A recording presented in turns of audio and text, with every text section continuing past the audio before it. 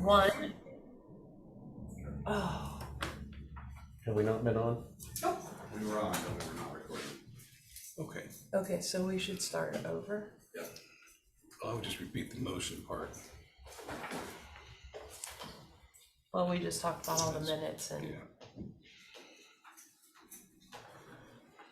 Okay. Just announce we approved the 1 set of minutes probably. Because that was corrected. Okay. So we are now being recorded. We started our meeting on time, and our county counselor wasn't here. Well, actually, for minutes, we probably should just start over. Okay. Okay. So I will call the meeting to order, Atchison County Commission meeting for Monday, April 24th.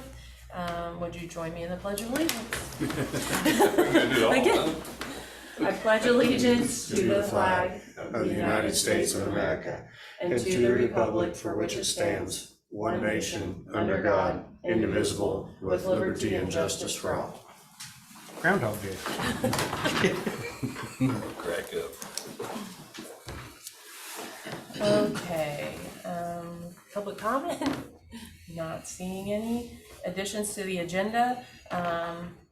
I have an addition to the agenda. I'm adding Road and Bridge in at 10 a.m. Per their request to be added to the agenda last Wednesday morning. And then also have an employee payroll status form to discuss and for joint communications director. Reading and approval of the minutes. I believe the April 18th minutes are fine, but I think there were corrections to the other 2 sets. Yes, I had sent a correction this morning for, was yours the April 4th or the March 21st? Sorry, I have to look. Because I know First, I think. you're the 24th. So mine was April 4th, and it was the wording in regards to chairwoman apologized to businesses for not informing them of the sales tax reduction change effective April 1, 2023. Advice received from the Kansas Department of Revenue was not to provide specific notice. That concerned me because that was not the advice I received from Kansas Department of Revenue. The commissioners had asked in November about notifying businesses. And we received guidance from our county counselor that we did not need to notify him that KDOR would do it. So the clerk didn't end up sending notifications out to any businesses because of that. So I just wanted to make sure that was clear for the public, anybody that reads our minutes. And yours? Yeah, mine was just changing the wording from fixing up one of the roads to it's actually a mill and overlay. I'm trying to find the exact spot in there, but I just wanted to have a little more detail in there. Okay, perfect. All right, so I would look for a motion to approve the minutes from April 18th, please. So moved. So, second. Okay, it's been moved and seconded. All those in favor say aye. Aye. Aye, passes 3-0. Commissioner comments and committee reports. None. None for me. Okay. I have a couple things. First of all, I want to congratulate our HR director for representing Atchison County. She is one of 6 HR professionals from the state of Kansas that sits on the Kansas County Human Resource Association Board. So thank you for representing us. It's important for all of our leaders to get involved in those organizations, and appreciate you taking the position. Also, just wanted to give a shout out to the leaders, our emergency management, road and bridge superintendent, and HR director, as well as her assistant, all attended the K.S.A. training last week. And I don't know if you guys want to add anything to how it went, but I think you all were very happy you went and came away with additional leadership skills to continuing doing how you do. I enjoyed the training that was available. Awesome. I like the part of this one was really good about I get to evaluate myself as a leader on the several different types of leaders there are, and it was very good for me to sit there and look at how other people do it and evaluate my own self. I learn from it every year, and I wish We would have a few more department heads attend it with us also. Awesome. And then just wanted to thank everyone that took part in the our first annual Atchison County wide cleanup this weekend. Both districts, schools represented Friday. People were showing up all weekend. City of Atchison and Atchison County Solid Waste guys were out there yesterday collecting for people. It was just a really great team effort. One of the things is definitely the graciousness that we've received from the chamber. This is our first year doing it, and we were just kind of trying to incorporate things how they were in the past. And we were allowed to have our tire trailers at the chamber, and then not having a cleanup for 3 years since COVID. Our tire needs are insane in our county. So just appreciate them. We put signs up saying no dumping. Unfortunately, that happened, but we're hoping to get them cleaned up. And look forward to visiting more with commissioners about providing resources for the public to get caught up. So can do that later. All right, 10. We're a little behind, so road and bridge. I know it's not 10, but it's 10:15. Before Joe speaks, last time I brought up about a budget transfer that needs to occur from leftover funds from the Road and Bridge Department into Special Highway. Special Highway was over budget, $94,358 this year, or for 22. So I propose that we transfer unused Road and Bridge Department funds into Special Highway to offset a budget violation. And so per statute, we're able to do that. So The 22 budget. for the 22 budget. So I had put together a transfer sheet to move that money over. Okay, perfect. And that would leave out of the $170,166.75 from the road and bridge, I would move $94,358, which would leave $75,808.75. Okay, but look for a motion to allow the chair to sign the budget adjustment as presented from our financial director. So moved. Second. Moved and seconded. All those in favor say aye. Aye. Aye, passes 3-0. Go. And I have a PO for engineering for McAfee, only Henderson's and Solutions for $26,978. Thank you. That would be site 1 and 2, phase 4 and 5. And as we move forward, we still have close to $30,000 that we have not been billed from Swab Eaton from 2022. And there should be some more. I would like to transfer the remainder of that money into Special Bridge to cover the engineering that we have not been yet billed for. And you're referring to the $75,808.75? Yes. Why is the billing not coming through? I've asked, and they just haven't got it done yet. It was for bridge inspections, it was over $28,000.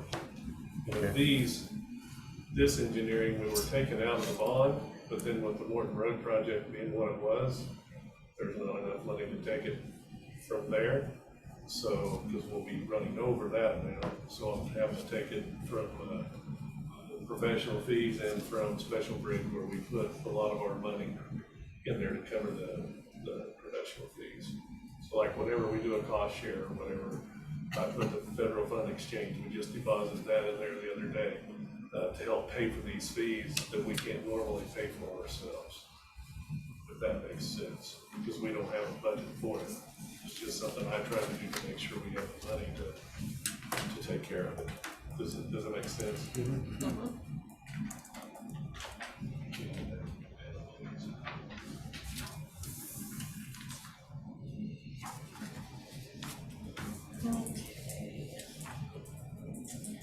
Look for a motion to approve a purchase order from the Road and Bridge Department to McAfee Henderson Solutions in the amount of $26,978. So move.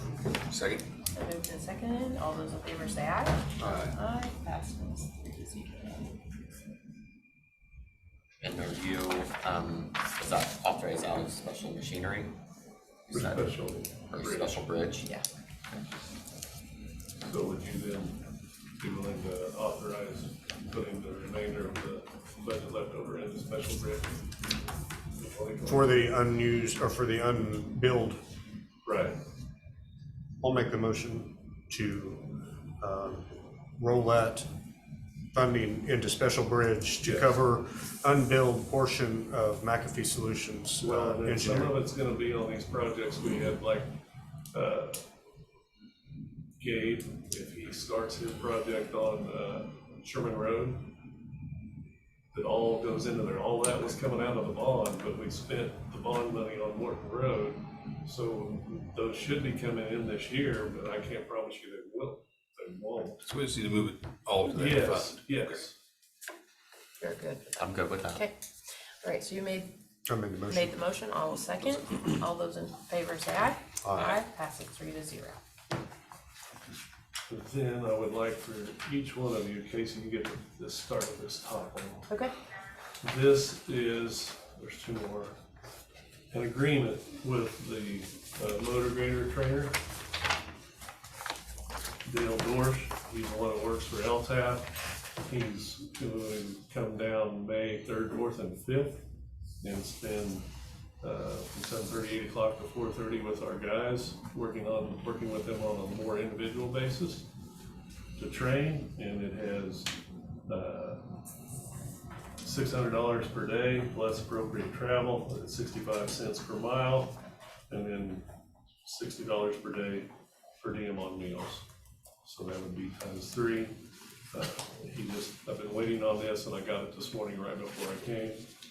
So I wanted to bring it down and get you guys a signature on it. That's what he's requesting. And I think it will help us tremendously. I talked to him over the weekend about it some more, and they are gonna have some more trainings, and we'll get some more people in those, but this is more one-on-one.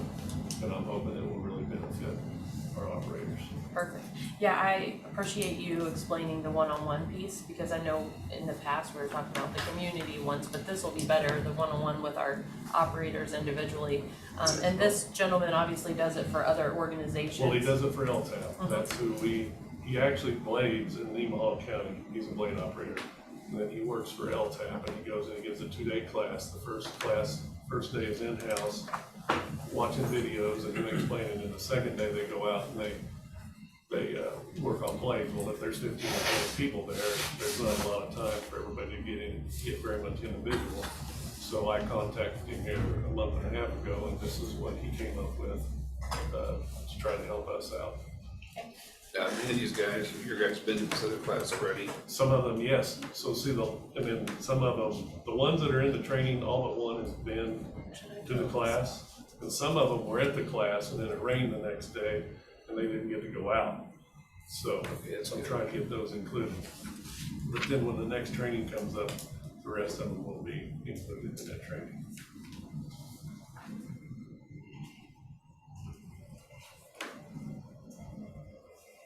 And do you want me to put that, that's right, I'll do it. That's our, I mean, Yep, I got it.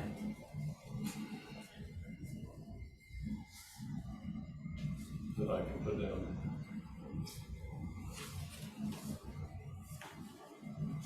All right, look for a motion to approve the agreement, with our Atchison County Road and Bridge and Dale D. Dorsch of Nemaha County, Kansas, for grader training, as outlined in the agreement. So moved.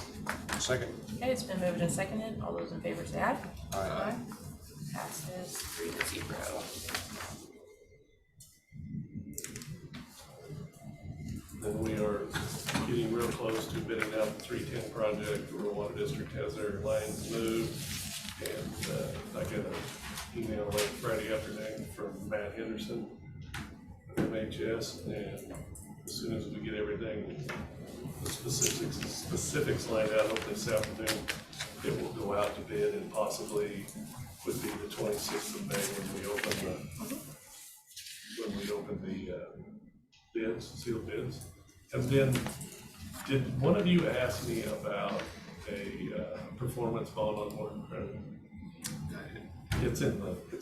Yeah, I found it in the Okay, document. all right. I just thought one of you had, so I went back and I looked, and it's in there. I just wanted to I make. found it later, yeah. Okay, I just wanted to make you aware Thank you, that remember that, yeah. it is there, so. And we're working on putting tubes in and getting roads prepared for You need this chip back. seal. I need it back, or a copy of it I have to send to Daniel. Yeah. Whoever goes first. I was ready to pass. Yep, you guys all signed it. Okay. Thank you. And then, anybody have any questions about anything? All right, thank you. Thank you. All right, so Christina Romine, Northeast Kansas Multi-Health. Is she coming in person or via Zoom? I haven't heard. Okay. I thought it was pretty ironic when I got the agenda last night and to see both her and Martha, the timing after the cleanup. It's like, oh, I have a lot of questions like, that they might have. Casey, you want a copy of this to keep? Sure.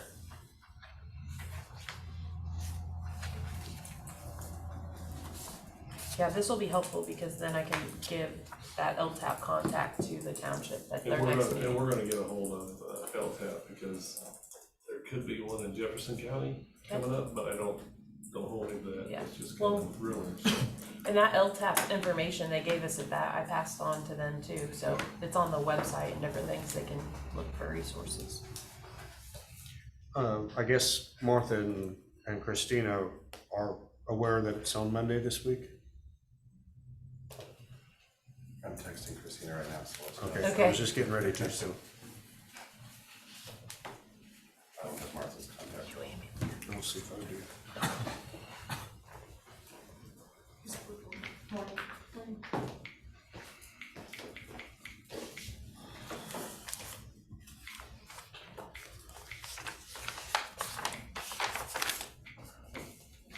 Oh.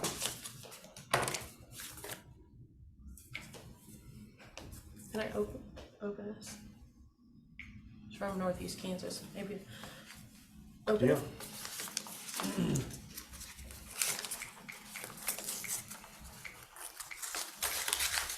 Did anyone know Pat wasn't coming today?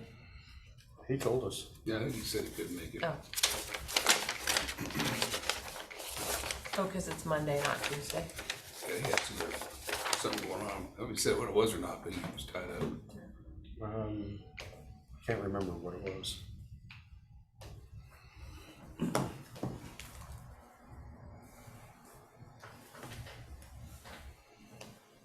Okay, so this is just,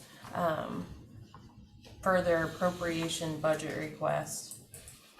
Dear Commissioners, through the interlocal agreement with Atchison County Board of Commissioners, Northeast Kansas Environmental Services is charged with implementing the environmental sanitation codes in your county. We serve 5 counties: Atchison, Brown, Donovan, Jackson, and Nemaha. The commissioners in each of the 5 counties voted through the interlocal agreement to assist Northeast Kansas Environmental Services by providing $10,000 yearly to help offset the cost incurred while doing activities that are not charged on our fee schedule, such as nuisances, environmental concerns and complaints, code change recommendations, etc. We are asking that you would please build this ongoing item into your 2024 budget. Thank you for the consideration as well as your support in the past.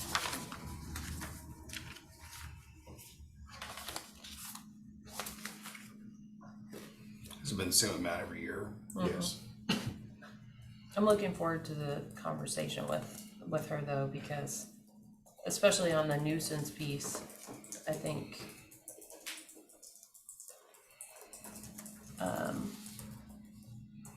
like she had sent us, well, and I guess you don't really have any nuisances, but Eric and she had sent us the email with Pat on April 7th, giving updates on the spreadsheet, and she's still waiting from direction from us to either continue making trips by these properties or if they will be turned over to a judge. So it'll be, Sounds like a recommendation. it'll be interesting to Well, there was visit with her. Pat had also briefed us about that he's treating them differently, that they're going through a different court instead of, how was it? How did he put that? Well, Like a mediation or something? Well, instead of- in other words, if now they just get fined, and if it's not cleaned up, the process starts all over again. And so it's up to the environmental services really to keep pushing that. But if it goes through a different court, then it's viewed differently, and if instead of a fine, they are ordered to clean up the property, and they don't, then the court can enforce that. It goes through the court enforcement instead of any K.S. enforcement.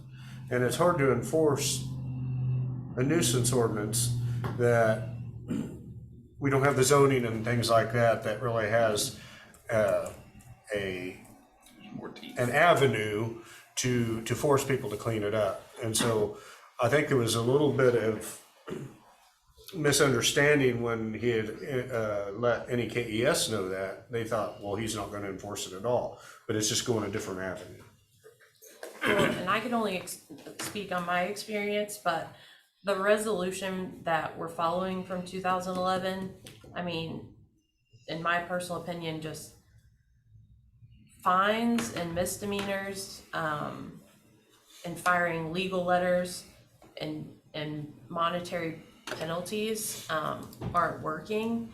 And I had sent all of my nuisance, the folks on my nuisances, our countywide cleanup flyer and information of resources, and I've driven by three of the ones on my list that last evening, and they've made progress because they have resources. So I've reached out to the housing authority, and she acknowledges that we need to find resources for people, because so much of it is decades and decades or generations of, it's not as easy as it sounds to just get it cleaned up, you know, these properties. And that's one of the things I was looking forward to Martha telling me, how long have these properties, because they were on when I came on and they're still on, and just, although one's about to drop off, actually two are about to drop off, and others are making efforts to clean up. But it's just, sometimes it's easy to point the finger when, if they have some resources, they're willing to do it. So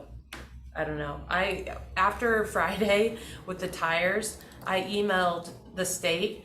There was a contact for a tire grant opportunity, and I just sent her a long email of recapping our first day of our annual cleanup and the need, and asking if there's any programs or assistance that they could give to our county, because we're taking initiative. When you see people taking initiative, you want to help them. Like, it's the ones that don't, you know, it's like, so it was really, it made me feel good, I guess, to see several on mine taking part in the cleanup and really trying. And if we can find resources, because it's not like we're adding more to the list over and over, it's the same people that have been on the list. Mm-hmm. So if we can figure out a program, or, you know, find a list.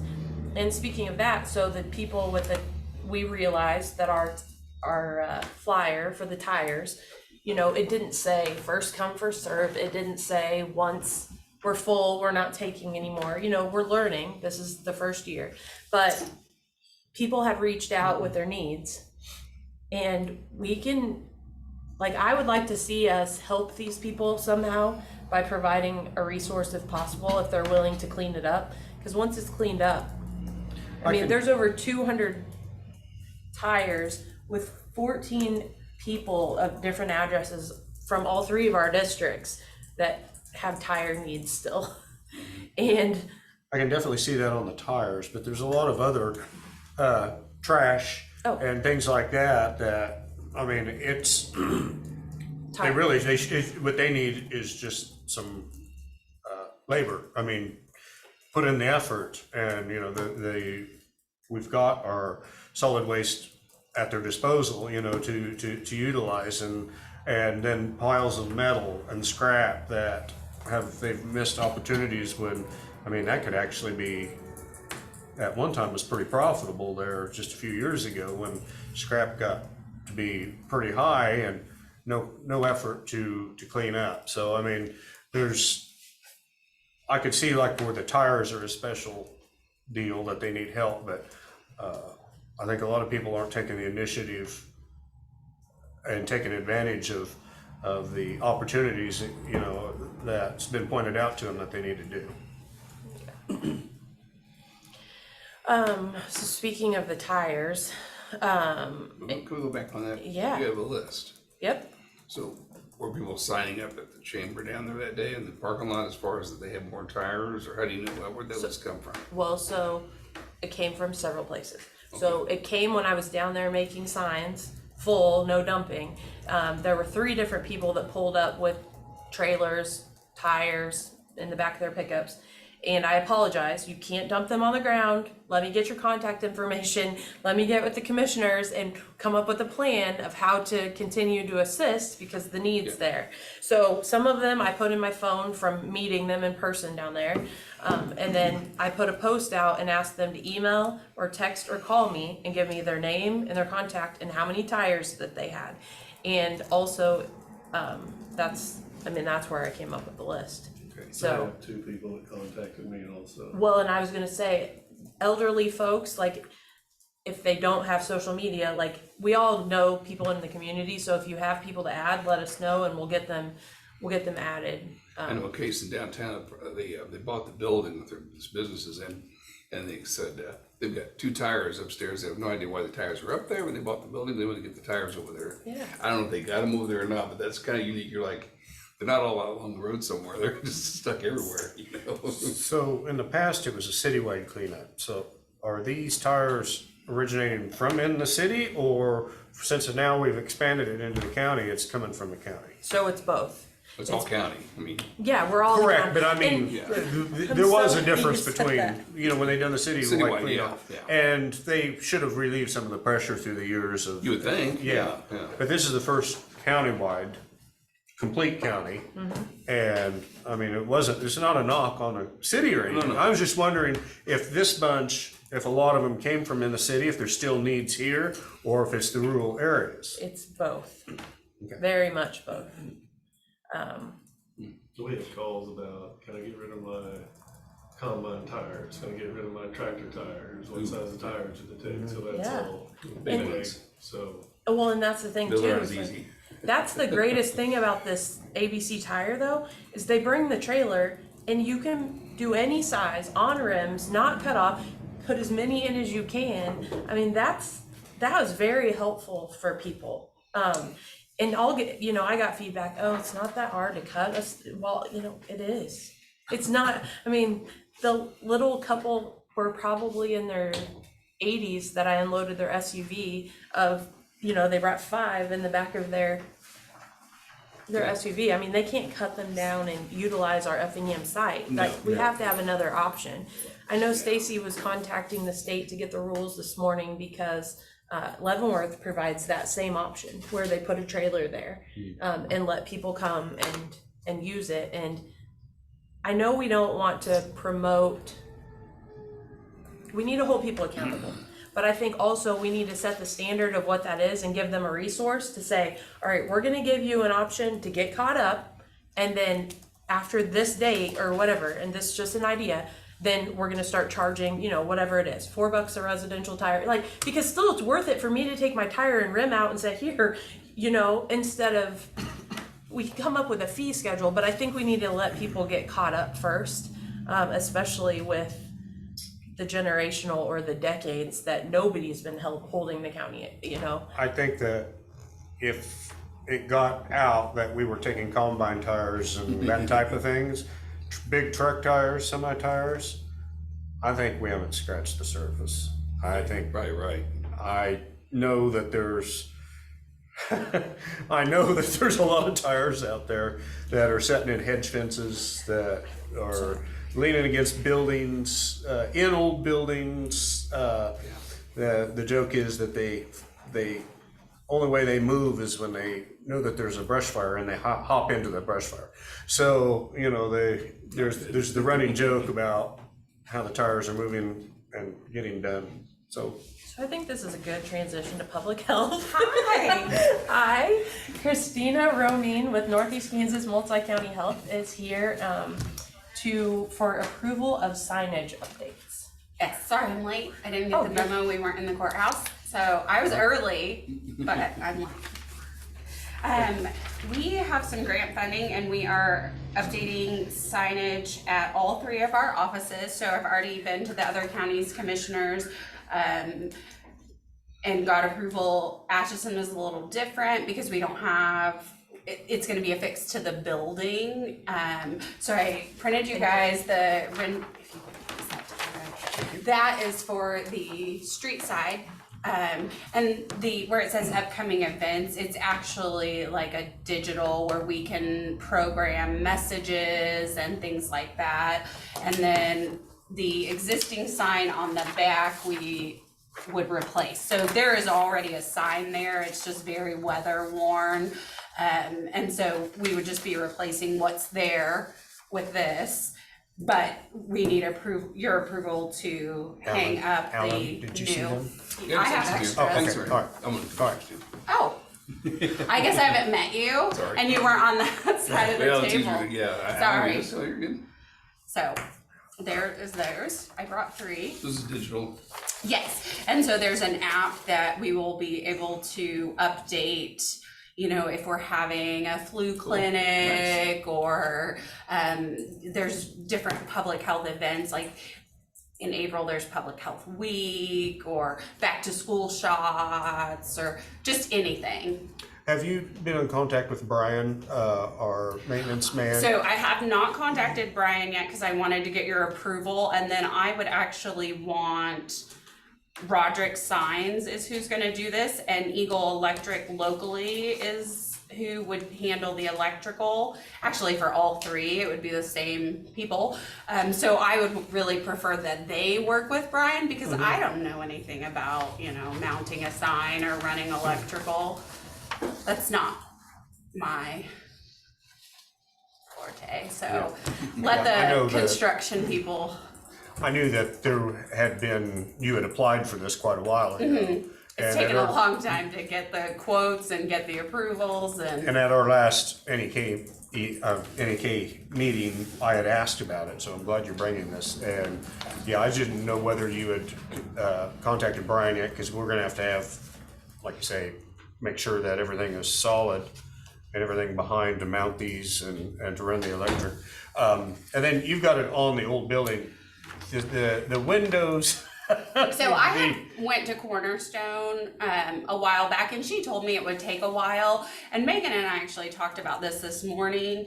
Once we get the new signage up, we will kind of take this down and see if it looks okay with just nothing, or if maybe we just want to have like the hours of operation and the phone number. We probably don't need to have the whole, like, since we're gonna have a sign right above, it doesn't have to say Atchison County Health Department.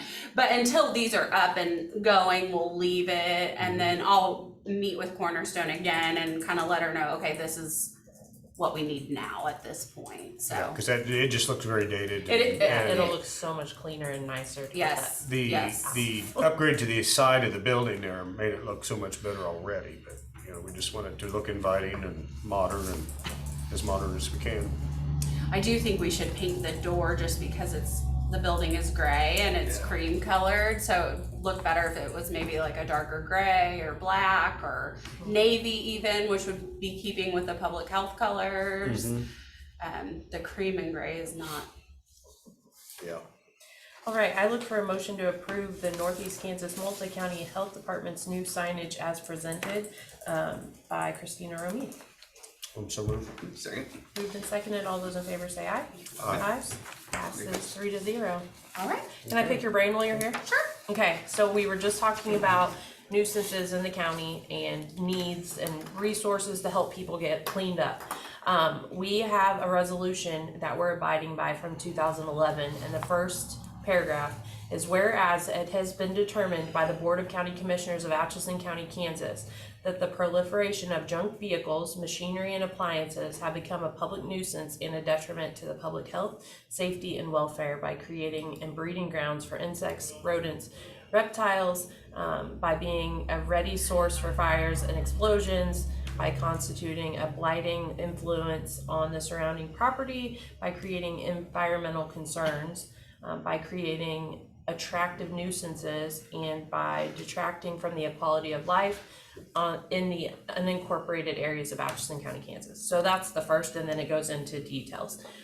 Is there any assistance, or are you aware of any programs or grants that we can find to help these folks get cleaned up? Because that's what we were talking about. Like, many of these properties have been on here for years, and they're generations after generations or decades they've been on. And so it's not an easy feat to just go out and pick up.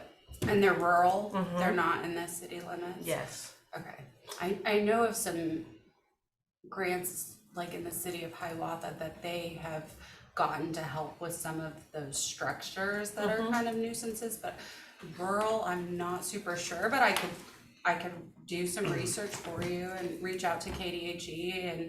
and because I know that they have a lot of different things coming down. And I emailed them over the weekend, so I was kind of waiting to hear back from them. But a lot of them, like being our local, I didn't know. I just thought it's an opportunity. You're here to tell you our struggles. And Christy Kane is the director of public health for K.S.A. okay. And I could reach out to her directly and That'd be say, great. hey, are you Yeah. aware of anything? She's very knowledgeable of what is available. Yeah, it usually just affects Eric and I's district, as we have kind of the rural outlying areas. But again, the properties have been on there a long time, and if we can find resources, it'll help Martha at Northeast Kansas. It'll help us. It'll help everybody, because a lot of them just need help. I think what Hiawatha gets, I think there's this population line as far as under a certain population. There are some of the smaller cities can get some kind of grants for demo, but above that, so actually can't get them. And I know That's that the even those difference. are kind of half and half, because They're limited. we had purchased a property that needed to be dozed that was adjacent, and we had to pay half of the demolition and cleanup, and then the city had the grant that paid half. So even those aren't fully See, I think encompassing. Winchester might have done a few years ago with that. I mean, there's been a few of them around done it, but yeah, it's limited. It's hard, yeah. Just an update, I know last time I was here, we had appointed Megan interim. She hopefully we'll know next week, will be starting her RN program. And That's so awesome. we would like to just Okay. keep her there, and then she will kind of just naturally take over that role as the supervisor. And I will be getting my master's of public health at University of Nebraska this fall, starting this fall. So Congrats. we'll have a lot more education behind all of us. That's awesome. Yeah. Well, and we appreciate you guys taking on those tasks to better yourselves and remain in, growing in the organization. So congratulate Megan too, and congrats. I'm really excited for Yeah. her, so She'll be great. Yeah, She is great. Yeah, she is. She's fabulous. So, all right. Well, I will. Roger sign. It's actually the owner I've been working with, and so I will give him the approval, and then I'll also give him Brian's information so he can meet up with him and get that all coordinated. So, but Okay, and our next meeting is June 5th? yes, I believe Okay. so. Right. I think we may have pushed it back a week due to someone being on vacation, but I will double check and Okay. let you know. Okay, thank you. All right. Thank you Awesome. guys. Thank Have you. a Thank great you. rest of your day. You too. Oh, Brian. I don't anticipate any problems, but it's just that he's the go-to guy that knows, Yeah, that's- somebody point person for us. Yeah, we need somebody on the county, our building, that things don't get, Yeah. and they'll need access, and he'll be the one that can give them access, because they'll have to go upstairs and run the wiring to this. What's on the second floor of that building? What's in there? I've never been up there. Second floor of that building, nothing. Yeah, as far as I know, there was nothing. Down below, there's been a lot of storage for different various offices in the courts, and at one time the clerk, I don't think the clerk has anything down there anymore. I believe everything's cleaned out except for court documents. Is there a stairway up? Like, is it one big open room or? Yes. Okay, so there is It's access. not been updated. So I'm sure it's Yeah. old. But it's just Yeah. one big open room from alley to the commercial you just see. I'm just thinking, we're trying to find some room in the courthouse and there's some records to be scanned. Could Set up they, a get some project. things go Well, there? Didn't the basement flood twice? 3 times. 3 times. Yeah, I'm Yeah. talking on the That's second fair. floor. So, but it's Is not it very good stairway access to get all, and I wouldn't put a bunch of files up there, if that's what you were thinking. I don't know, I'm just asking who's available. It's really not very nice to get them in there. Oh, Real narrow Yeah. Okay, that's stairways. fine, because I haven't been up there. Old stairway. I've But been I'm in a lot of surprised- buildings downtown, I've never been upstairs on that one. I would have thought that upstairs would have been a better option than down in the basement. Less water, Oh, I think hopefully, it's- less roof leaks. Because once it wasn't water, it was the sewerage backed up from the next door. It's twice that happened. That was Not good. a mess. Yeah. So the reason they go in the basement is because it's easier access, because from the alley side of the building, there's 2 doors on the back of the building, and one goes downstairs. Okay, So that's- the other one, you'd have to walk into the office, then the other area, and then up the Then go up, stairs. yeah, that's right. But, yeah, I've never been up there. I'll try to get up there sometime. I also had asked Brian to evaluate, since I've been on, as a commissioner, I've always been told that we need to look at the roof on that building. We need to look at the roof. Well, I don't know where it's at in its life expectancy, but I had told him to make a recommendation to us during budget season when that needs to be replaced. Just because that's kind of an outlier building that I don't even know how to get to the roof. I don't know if you can from the inside. to access the roof, I don't think so. I don't think you can. I don't, not from what, See, because you back need when Joe that- you need Bowen that was bucket here. truck, I'm telling you. I know, I agree. It's not taller than what I need, but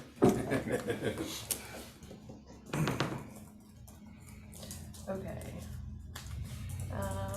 So we still have a little bit of time before Martha.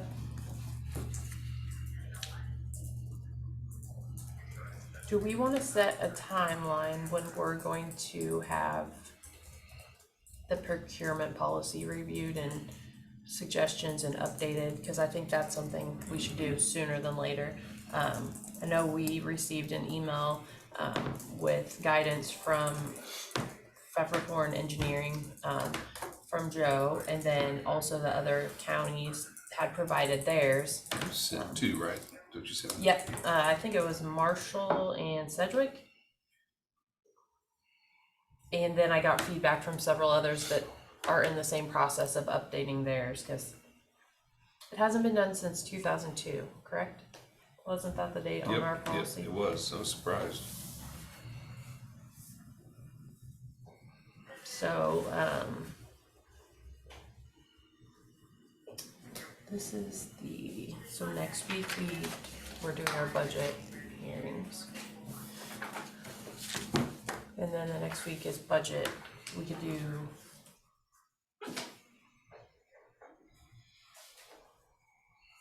You said that one was from Joe, I just realized he just sent it.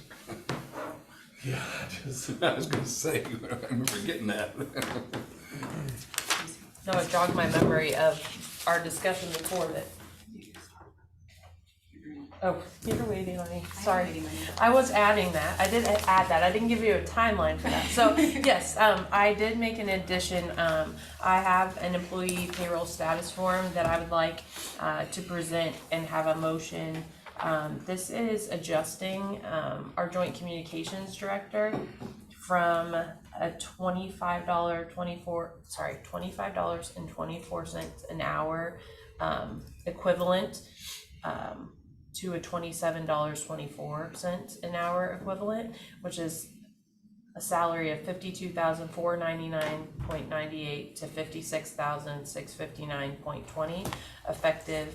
I'd like to predate this if possible. $4.9 is the beginning of this payroll that they will get paid for Friday, and that's what she had requested for her. Paying this Friday. So 4/9. Okay, So so it's it's effective as of, 4/9. yes, make it effective as of, thank you for the word, like, the effective date of April 9th of 2023. Do I have a motion to approve? So moved. Second. It's been moved and seconded. All those in favor say aye. Aye. Passes 3-0.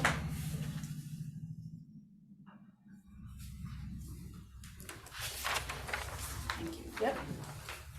Is Kim on? She's not on.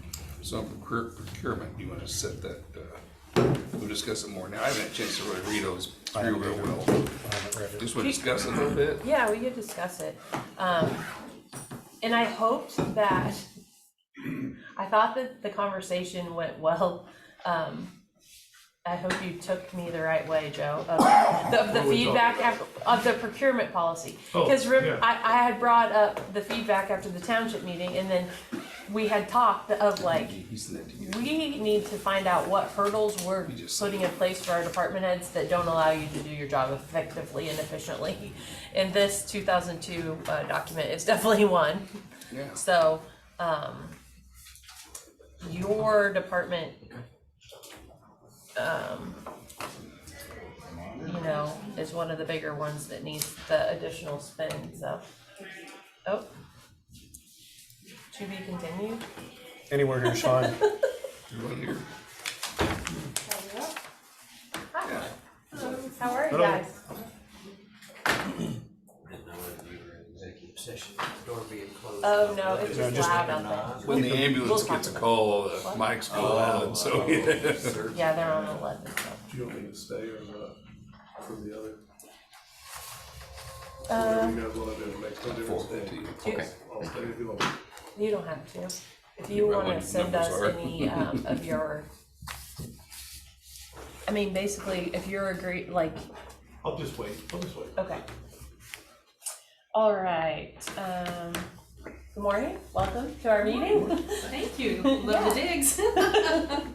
Yep, we're out here for a little bit while they're updating the treasurer's office, and we're actually ahead of schedule this morning, so, That's always a plus. right? Just to remind you, just to reintroduce myself, I'm Martha Smith. I'm the office manager for Sorry. Northeast Kansas Environmental Services. I know Eric. Alan Rivas. He's our new commissioner this year, so you Okay. probably haven't met him, and I know you've met I- Casey. I think I met K.S.A. I'm not Hey, sure. dude. Okay. Good to meet you. Sorry, this day up there in October. Oh, thank you. Oh, there we go. Sorry. Coffee for you if you want it. Thank you, ma'am. Oh, thank you so much. Yeah. Okay. Thank you. Is down here okay with you guys? I know Well, you. what it was, the mic here picks up Yeah. a little better. Mark, Okay. just come around. Pat, you're fine where you're Yeah, you're at. probably, Okay. you might move on around here just a little bit better on the sound. And Pat, I'm gonna share that copy with you because I wasn't, one less than I should have. So I'm gonna go through the top part with, this is just our annual report to you guys for our 2022 activities. Okay. So One thing to note, and I'm just not sure, is we probably shouldn't, I don't know about speaking of properties. specifics. Yes, okay, so let's keep that just, but we can talk about the overall issues and how Right. we work together, but as far as specific properties, probably not. Absolutely. Thank you. You betcha. Well, I'll take care of the top part, which is pretty much the administrative part, and then I'll have Pat address the bottom parts, kind of touch on some of those, and if you guys have any questions, feel free to ask questions all the way down through there. So, just starting off there at the top, we had 18 new wastewater permit applications. That is, if you're building a house, we permit all wastewater system work, for new homes, as well as if your system is failing and it needs to have work done it, we also permit the wastewater work, all wastewater work done in Atchison County as well as our other counties. So we had 18 new permit applications. We completed 19 systems. That means we issued a final use permit to property owners who had previously submitted a permit application to us. Either they were building up a lagoon and they had got the fence around it and the final approval was given, or it was a septic system and we received a drawing of the final system that was installed. That's basically the criteria for final use permits and that includes not only permit applications for 2022, but previous year's applications. It could have been a system that was an application for permit from 2020 or 2021. We try to get them done within a year, but every once in a while, just had that little bit of weather factor, something happens. So we checked 14 properties for, property resale transactions. That was a little more than double than what it was in 2021. And back to the permit applications, we were down 10 from 2021 as well. So that was kind of an interesting surprising. drop. Yeah. So we checked 1 private well in 2022 versus 2 in 2021. And typically we don't check a lot of wells in Atchison County. I don't know if there's not many. I know there's quite a few in Jefferson County, but I don't know if your rural water just covers the majority of properties in Atchison County or... I know rural flat's pretty elaborate, but I'm not sure. I would think there'd be more wells than that. Well, it's not a requirement that they be checked. It's all voluntary, by the property owners. If you're selling your property, it's not even required. Some lenders require it, so that's when we get involved and check out the water to make sure that it is, good, safe drinking water. So, any questions on those top 4 items? Okay, Pat, I'll let you kind of touch on those bottom properties. Pat is the one that goes out in the field and investigates and, does all the site evaluations and those boots on the ground, hands-on kind of a thing out in the field. And I stay in the office and answer the phone calls and that kind of a thing, so. Well, I won't mention specific properties then. One of our responsibilities then is that whenever you have like a nuisance complaint, and that can consist of anything from, trash, or, somebody thinks maybe wastewater's running across the ground and we need to go and check that out. And so some of those properties that are listed there, some of them were, potential complaints of wastewater that might have been running onto the ground. And then some of those, I think that's probably, and then some of them there was, trash and et cetera, that needed to be cleaned up. So our process in doing that is that I'll go out, meet with the property owner. Oftentimes, that's with the complaints of wastewater, when it's kind of just a general nuisance complaint. I'll drive by and see what I observe from the road. I'll take pictures, we'll enter those into our record. Those then get passed along depending upon the severity of what we find to then your legal counsel. We generally then send a letter. Those go out to the homeowners of record, and then it kind of goes through that process. So I'm not sure how specific to be yours. Do you have, once you report it and it gets to our legal counsel, has it been timely then from there on out that it gets taken care of, or does it set? We've not heard much back. Specifically on the nuisance list that we've been kind of working on the last 3 or 4 years, the ones in pink/mauve color on the list have been turned over to legal, and we've not heard any updates since then. Every once in a while we'll hear, that there's a hearing and we'll be invited, but not necessarily have to go to it. But a lot of times we turn them over to county counselor, the legal part of it, and then unless we, specifically hear back that there's a hearing or it's some sort of thing, we don't hear back. So that's where we are. We're kind of in limbo. We're like, has it been taken care of? Is it still out there? We don't really get much update as far as that goes. Okay. So the green's been resolved. Green has either been resolved or there weren't any issues. They were cleaned up prior to our arrival at the property. Okay. And can we just walk through the process, because I know you had, how do they come to your list? How are all these folks, how did they come to your list? If you could explain that. It's my understanding, these came from the county counselor. And it's my understanding that the phone calls are either coming to you guys and you relay them to him, where he's kind of compiling them onto this list, or they're coming directly to him. Clarify that part of it. But I know that this list came from the county counselor. Well, I know that there's a way on our website that you can report a nuisance. And I think those are also, that's another avenue that you can report a nuisance is right on our, Do we get those emails? I think that goes directly to him. I don't remember of ever Yeah, we should probably receiving get that them changed. directly would come from Wes then? I mean, I don't know who would generate those, but I believe those are being sent. Wes, do you know that? I see you come on. So the nuisance emails you get directly, the report of concern are the ones that come to me, and then I send them to whichever department they need to go to. The nuisance ones come to you three commissioners directly.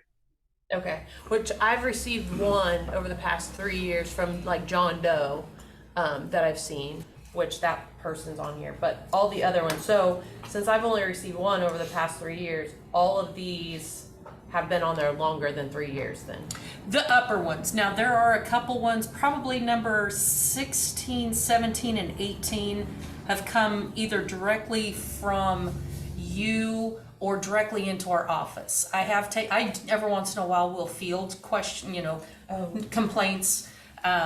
And so I'll just add them onto the list, because it's easier to keep track of them when it's all on a list. So the majority, probably the first 15, all came put on this list from the county counselor. And what role has the commission taken in the past to mitigate these issues? Do we just rely on you solely to go out and drive by and take pictures and then give it to the county counselor and send him a letter and threaten him with a misdemeanor or a fine? Or is there any, because I know you're meeting with owners with wastewater and you're explaining to them, the process, but who's meeting with these folks and asking if they need resources or how, because we all need a solution, right? Absolutely, yes. Because it's like, we gotta find a solution that works, because Right. I just know after our countywide cleanup, I was telling my fellow commissioners, I had sent my people the flyer and a letter explaining the resources this weekend, and I drove by last night and 3 of them had some of these are gonna come off because they're utilizing their resources. And so sometimes if we can find that or help them, but it sounds like as far as the county's concerned, we're not doing that piece, meeting with them. We're just getting pictures and sending a letter and threatening a fine. There's no one-on-ones, correct? Okay. Also, on number 15 is one that I personally know of, and it haven't been back since the initial visit of January 13th of 22. Is there not any review? I mean, if it's went on for a while, or another visit, or is that something that the county, that we need to visit? I think that's kind of where some cloudiness, some murkiness comes in, because, we go out, Pat goes out to the property initially, takes pictures, submits them to me. I send the letter, stating it needs to be cleaned up. Most of the time they will call back in response to the letter that was sent to them. Then in that conversation, I'll tell them specifically what needs to be cleaned up. Call me in a month and let me know what you've gotten cleaned up, because no offense, I don't know any of these people personally. 90% of them have excuses why they can't, why they won't, why there's just an excuse for everything. My request is just, hey, make whatever effort you can. Let's move forward with this, make some progress. Give me a call in a month and say, hey, I got that one pile cleaned up, or I moved 5 vehicles off the property and took them over to the scrap metal place. Most of them will call back, and I'll then we'll discuss what they've reported at that time. the ones that don't call back, those are the ones that are kind of falling off into the cracks, to be honest with you. And that's part failure on my part, because I don't have this list in front of me to remind me weekly, monthly, whatever, to remind Pat to go back by, because he goes by when he can. If he's in the neighborhood, he'll go back by, swing back by and say, oh, they haven't done a thing. But also, give yourself grace that it's not all on you. I mean, we're sitting here in Atchison County, like it's not a failure on your part. We have to figure out a process that works. Right. And hold people accountable ourselves, or provide them the resources that they need. How much of a different priority is there, say if it's a report of a failing wastewater system, so there's raw sewage, is that in a different avenue? Does that kind of go through KDHE where it can be forced and more of a timely thing than if it's just a couple vehicles there? I mean, how much does that come into play? I mean, go ahead, Pat. I think that you kind of answer your question in the question, that process is a little bit more supportive, if you will. You have that, there's mechanisms that are in place. The other thing is that I'm trying to see, as far as, most of the time when we find something like that, somebody addresses it. I think some of these other items that are on here, they don't get addressed, and so they just hang around. I don't know what the answer is to those. So, I'm hear you on the process. Whatever that is, it can be improved. So what have you seen work the best? Give us another county and how they do it and it's working. It's getting the results. What does that look like? Yeah, I think that one of the other counties that we work with is that there's a little maybe more teeth in the process of having, whenever the counselor gets involved, that seems to just. Are they zoned? And that's the next thing I was going to add, that their zoning, and it's really technically not in the zoning, but in their environmental code's more supportive of that, more oomph behind that, where it's a little loose right now in the environmental code that you have. So if our environmental code was like that environmental code, that would help you. Which county is that? That would be Jackson. Okay, that helps. I mean, Yeah, but also, like, when I look at this list, there's only 18 properties in all of Atchison County that are on this list. but there's And- more than should be. Well, but this is, right, the list that they've been working off of. And some, are people taking initiative in our community to purchase properties to clean them up. And now they're on the list for a nuisance, or they're being turned in higher than any KES to KDHE when there's been no accountability for years. And the citizens are trying to make a difference, and then they're getting penalized and threatened with misdemeanors and fines. And so our process, in my opinion, is broken, and we need to figure out what works, how to get these folks that, and you drive by them, so you know as well as I do, some of these, it's not easy. It's gonna take resources. And I think we have the resources, or we can find the resources, especially when you start saying, the zoning word, because there's people in the county that are adamant against that, but they have resources to help.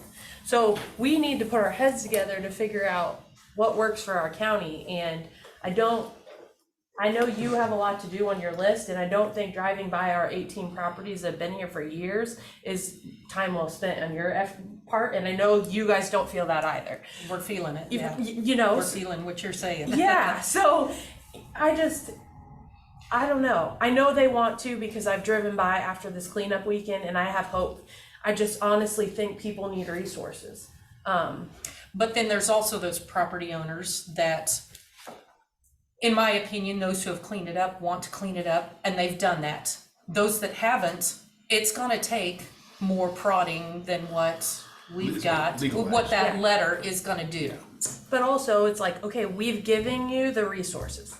Now, beyond that, that's on you. Like, we're trying to help, right? Right. We're trying to mitigate the situation in every way we can. And then if we get to the point where the resources were there and they're still there, then it's okay, in my opinion, to do whatever action you have to do to help them if we can't give them the resources to help themselves. But So may I ask something? yes, So the people who started just parking their trailers along the side of the road where we can't mow the road or even hardly blade it, what do we do with, I mean, there's some of those starting to pop up. I've got one that he just started parking stuff along the edge of the road, and now it's clear out to the edge of the road.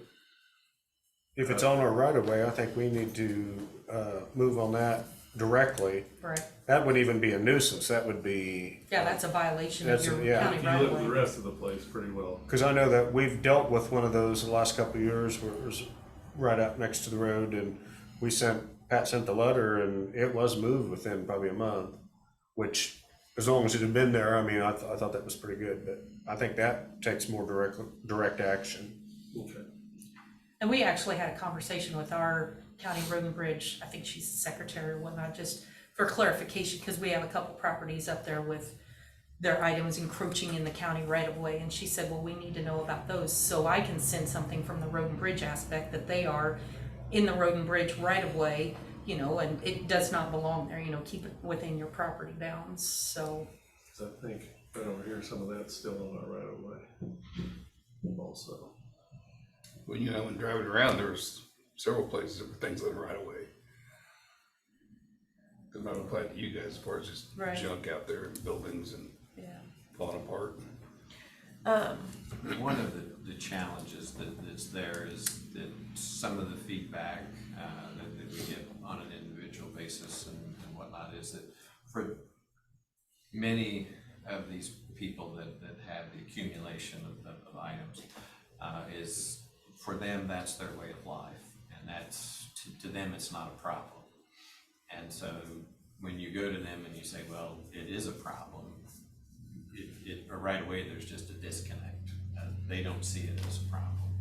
Well, and I think that was one of the things coming on as a commissioner and learning what the problem is, and like understanding the resolution is the health and safety and the breeding of the rats and all the things that I've learned through this process of talking to people who, okay, I'm gonna call and turn Pat in, and he's my neighbor, and this is why, because now I have to have pest control weekly because these rats are running over. Like, it's not just somebody driving by going, oh, I don't like Pat's look of his property, so I'm gonna turn him in. Like, it's more than that. There's a problem because of, you know, the reasons behind it.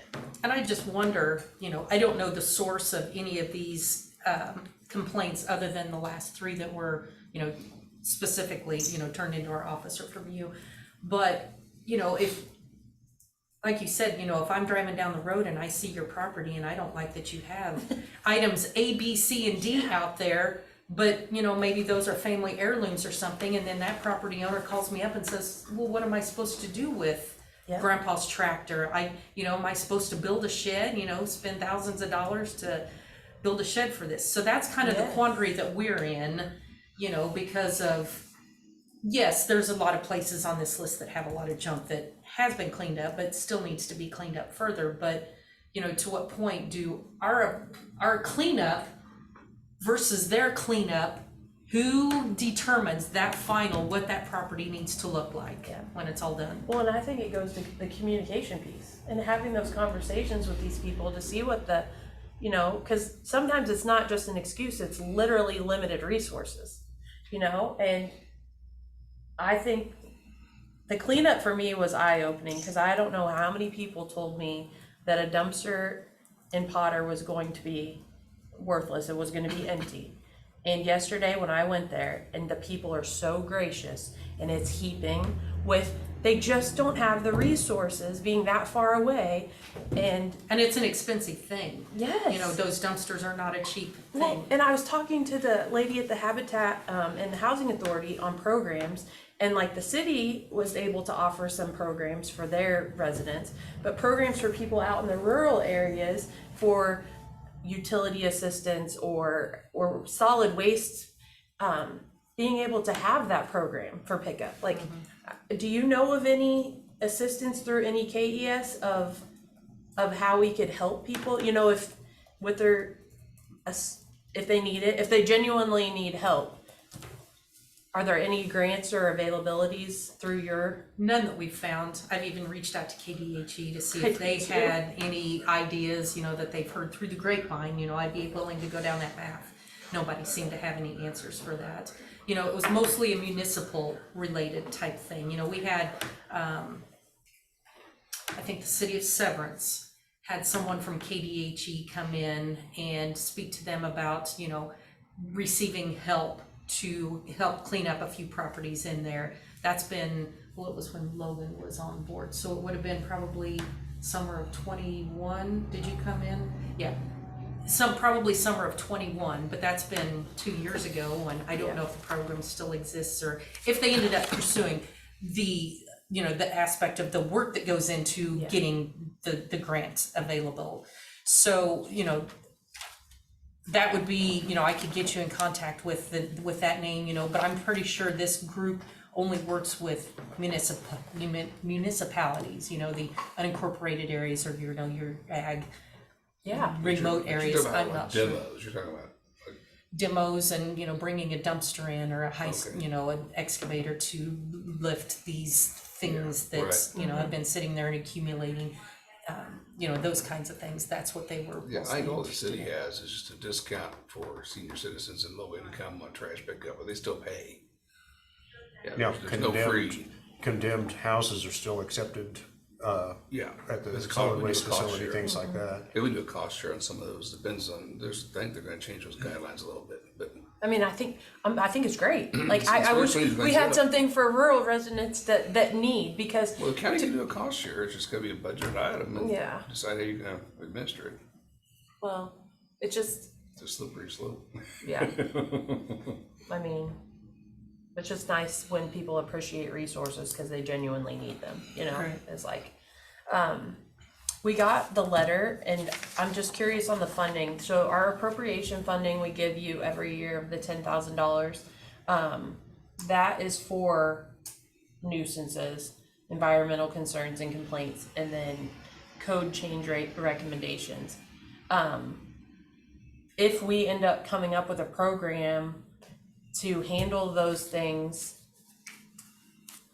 more in county, is that all that 10,000 is going? I'm just wondering for resource purposes, because when we're asking for resources, is that something, because beyond that, you're still providing us the wastewater services. Absolutely. We have our fee-based program, Okay. with our fee schedule, if you're putting in a new wastewater system, we have a fee for the permit application. Or if you're digging a well, there's a well permit fee. And, we do have a fee schedule that's, most of our programs are fee-based. And then we do have those other nuisances and the code changes, those other non-fee based, that's what your $10,000 every year. And that's part of the interlocal agreement that you guys, not you specifically, back in 2005, I think, don't quote me on that year, but I don't remember exactly what year the interlocal agreement was signed by all the different counties, but that goes back to them. Everything that we do, everything that's on this sheet is It's the part of that. 10,000. Right.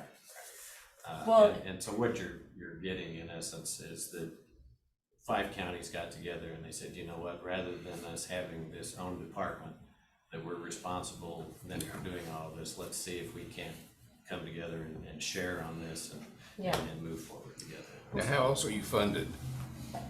Through, as we have a fee schedule that the homeowners pay, and then what you all then are paying. Is there any state or federal funding that comes from, okay. Not anymore. It used to be back, that all shut down in 2013.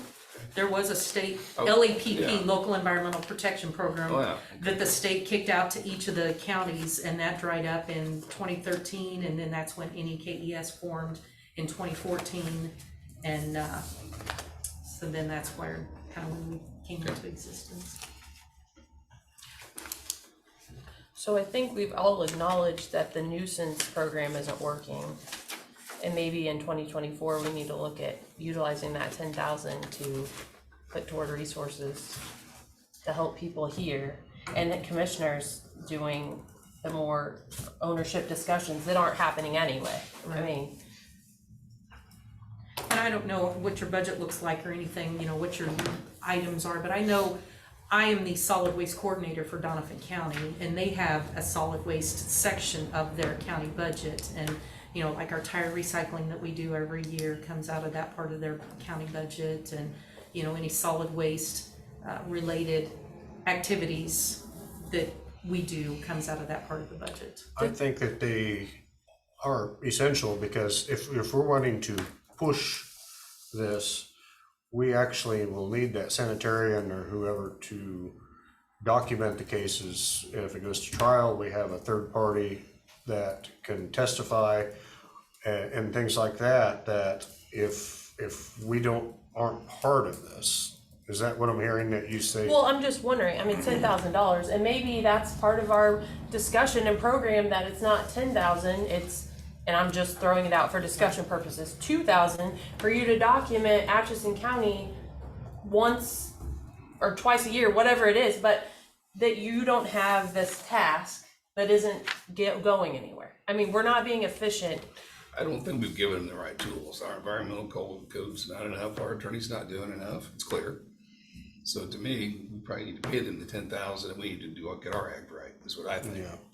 Well, and honestly, I think we figure out a plan to talk to these families or people and find the resources, and then beyond that, yes, a partnership of people that have had the chance and still aren't, then absolutely document, send whatever letters, but some of them genuinely just need a little bit of help. My experience in the 13 years at the city, and tearing down about 140 some structures and going through all those demo hearings, I'm gonna buy your argument that they need resources. They need a stiff kick, and you know what? We've never had a problem with resources being the problem. If they didn't have the resources, we did the cost share, the family came up with their 50%. We always found a way to get the demos done and get things cleaned up, and that's why it's so much cleaner now than it was. That's no different than this. I'll take you on a field trip, because I have some families without running water. I mean, I'm just saying, there's people that need resources. I don't doubt that, but that's not our job. Okay? When it But comes to cleaning up things that trash affect is- neighbors, our job is to make sure that it's a fair playing field. There are other agencies who can help them get their water, food, And whatever solid they need. waste. I'm just saying, yeah. Also, there's so much that maybe they need resources for, but they're not picking up trash right out the front door. I mean, there's so much other stuff that they could be doing to make it that, you know, it's The social agencies to need take to help the those family. first, second, and third steps before they need the tire resources and, Yeah. and some of the heavier machinery to come in, because that's where it gets difficult to say, oh, well, they all need all of these resources, but they haven't made the first step in the effort to clean up. Well, but I disagree on that. When we're looking at this list, I mean, you can't put anybody in a bubble altogether. Like, some need resources, some don't. Because some of these people took initiative to purchase property that hasn't been held accountable for decades in Atchison County. Now they're cleaning it up and they're being penalized with additional, now we're wanting to hold people accountable. Now, And those property owners that have purchased properties on here with the intent of cleaning them up, we're not pushing them as hard as the ones that Yeah. Yeah. are just the Right. ones that We had are. the same thing. yep. But it's Yeah, okay to absolutely. monitor them. Absolutely, we're not That's- forgetting about them, we're just Yeah. not saying, hey, you're on my list, you're a new property owner, you need to get that cleaned up, Right. or you're gonna have legal action against you. But you're See, not to your doing- argument though about the new owners, we had a few bait and switch games that got played on us, and so we had to start putting the judgments on the deed, on the property, on the title, so that they couldn't make a transaction without the people knowing.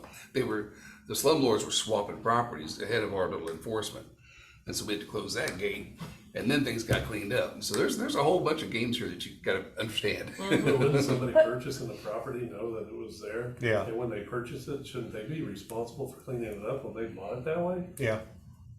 And a couple, Well, so, it's worth, they're Didn't mean working to on speak it. out of turn. no, you're fine, and it's good to You got ask some those good ones on questions. here, they're doing the right thing. Absolutely. Because that's how people view it on the outside, but I've been part of the conversation where they're trying to clean it up, they purchase it, and then someone doesn't like it and turns them into KDHE, and we do a field trip, the county councilor, myself, and these property owners, And now KDHE is saying, well, you can't do that. Well, you can't load them up and haul them yourself. You have to hire a licensed tire hauler. You have to, do all of these things. Regulations. And it's like the initiative is here to make a positive impact on our county and clean it up. But now we're putting all these hurdles and fees in place when all they want to do is clean up what's been let go for 30 plus years. Like, there's so many different lenses to look. But you said you're on solid waste in Donovan County.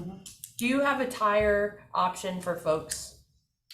Every year, I've been here for 8.5 years, and I think for the last 6, 7 summers, we've had a tire recycling day where the county actually pays a portion of the passenger tires. Now, if you bring tractor tires and that kind of a thing in, we'll accept them, but you're gonna be responsible for that fee per tire.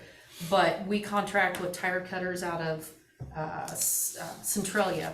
They come over and they'll bring their trucks up, and the county commissioners have in the past paid for the first 10 passenger tires, and then after that they'll still pay part of the passenger tires if you bring beyond 10 in. Or I'm a property owner, I get 10, my husband gets 10, my 23-year-old gets 10.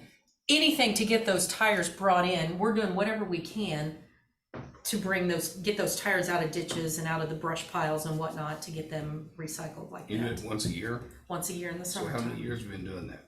I've been here, we've done it at least the last 6 years, if not So what 7. have you seen as far as the trend about the number of tires? It's Is it dropping? honestly, it stays about the same. Stays about the same, okay. Yeah, we interesting. usually get between 1,200 and 1,500 tires. That may not seem like a lot, That's a lot of tires. but it's a big pile of tires. So, And so Tires the- you got here? Oh my gosh, You we said on just- the radio you got what, 3 semi-loads? Yeah, we just filled- 53-foot Yeah, trailers, so 3 of them. and And another more one this piled up. morning, yeah. yeah, so then we submit to, we count them, as we throw them on their truck, we're counting them, logging them, and then the county clerk sends an invoice, says, hey, we had this many tractor tires, this many passenger tires, and they'll send an invoice to her to charge the county, and they'll pay the bill, and, she'll have a little bit of income from those ones that are not covered by the county, but we get that many tires in 4.5 hours, so. Yeah, That's we what filled they'll- up 2 53-footers in an hour and a half on Friday.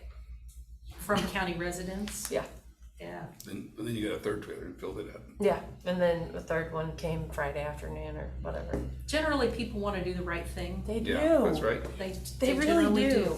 There's that 10% or whatever population that no matter what resources you throw at them, they're just not gonna do the right thing, and they need that extra legal push. And Pat Henderson has been a great resource, guiding us, and he's in the same boat that Jackson County is. We had this same discussion with the Jackson County commissioners, and they said, the legal process is what drags this process down, because here's our level of priority versus, the level of priority for the drug offenders, the sex offenders, that part takes priority obviously over, these nuisance properties. So that's what their county counselor was complaining about as well as. And the law is property rights. I mean, there's a lot of rules, and you have to.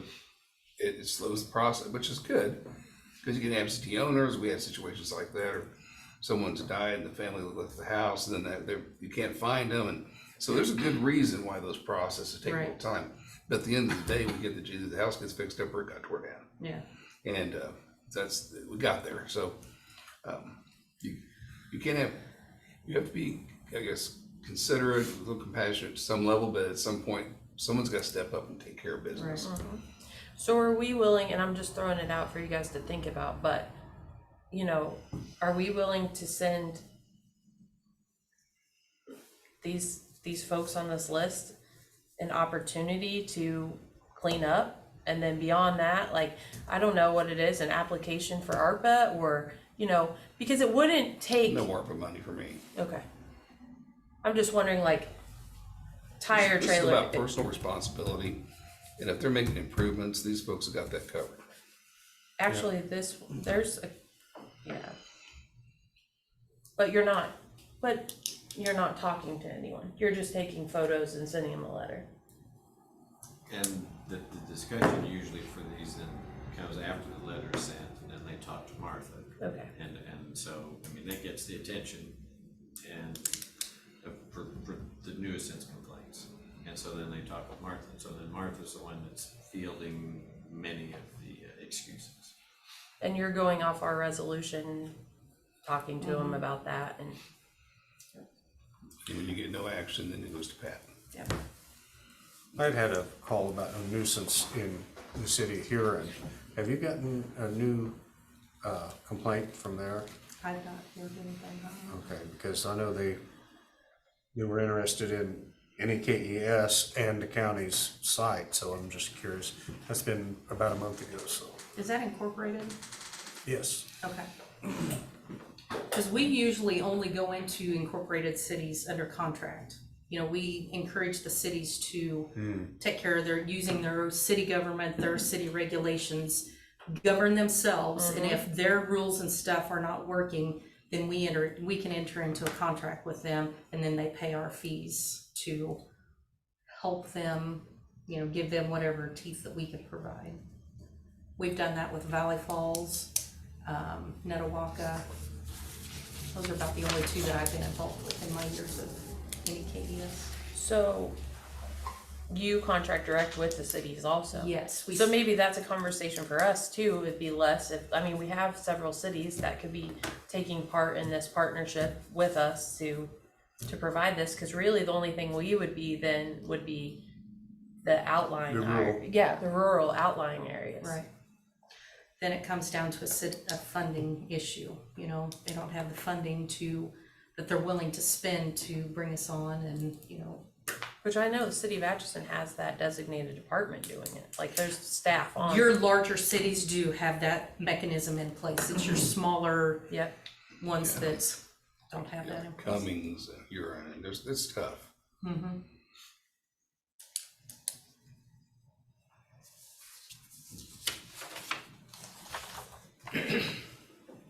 Are you able to send us when these came on?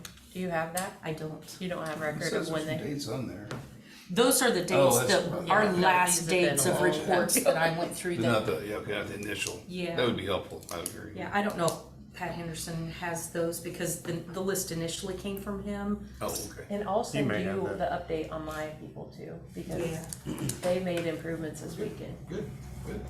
That's what we like to hear. Yeah, tell me about it. And that's what I tell people, you know, move forward, let's make forward progress. Sitting Yes. still doing nothing is Right. not acceptable. I agree. Not acceptable. No. And communication. Yes. Keep calling me, say, hey, I was able to move ABC and out of the way, you know, and I'll look on the list, okay, yeah, you still have a lot more stuff to go, but thank you, and call me back when you have, you know, next month when you get more progress. And that goes so much farther than firing an attorney letter. Like, I'm sorry, but that's a bad taste in everybody's mouth that gets an attorney letter first saying, you've been in violation of resolution 13, you know, no. And that's what I tell them, stay in communication with me. If you fell sick or you got injured and weren't able to work on it the last month, call me up and tell me that. No communication is not acceptable, and that's when we're like, okay, you know, that's when those go to Mr. Henderson and let him deal with them. Yeah.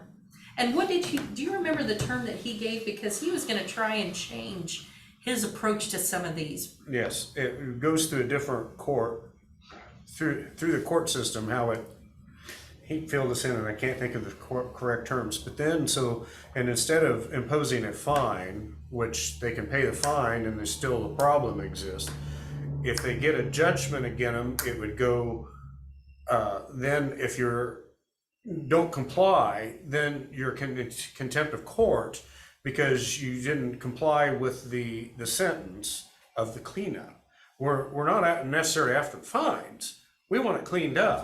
So, Absolutely. so by changing, and I'm sorry, the terms escape me, but I know that For was some reason, the, injunction is in my Was it a brain, and I don't know court if. order? it's a court order, but Some sort. that would Do you be remember then that? It was like a the civil. the terms, the judgment would be, and the follow-up would be going according to the court, instead of starting the process over of, okay, they paid their $500 fine, they haven't cleaned up a thing, Right. and now it starts over, somebody else has to, and we go through all of the hoops and jumps, and then nothing's cleaned up, and they say, well, you're just after fines. No, we're after to get the property cleaned up. Right, and that's my understanding.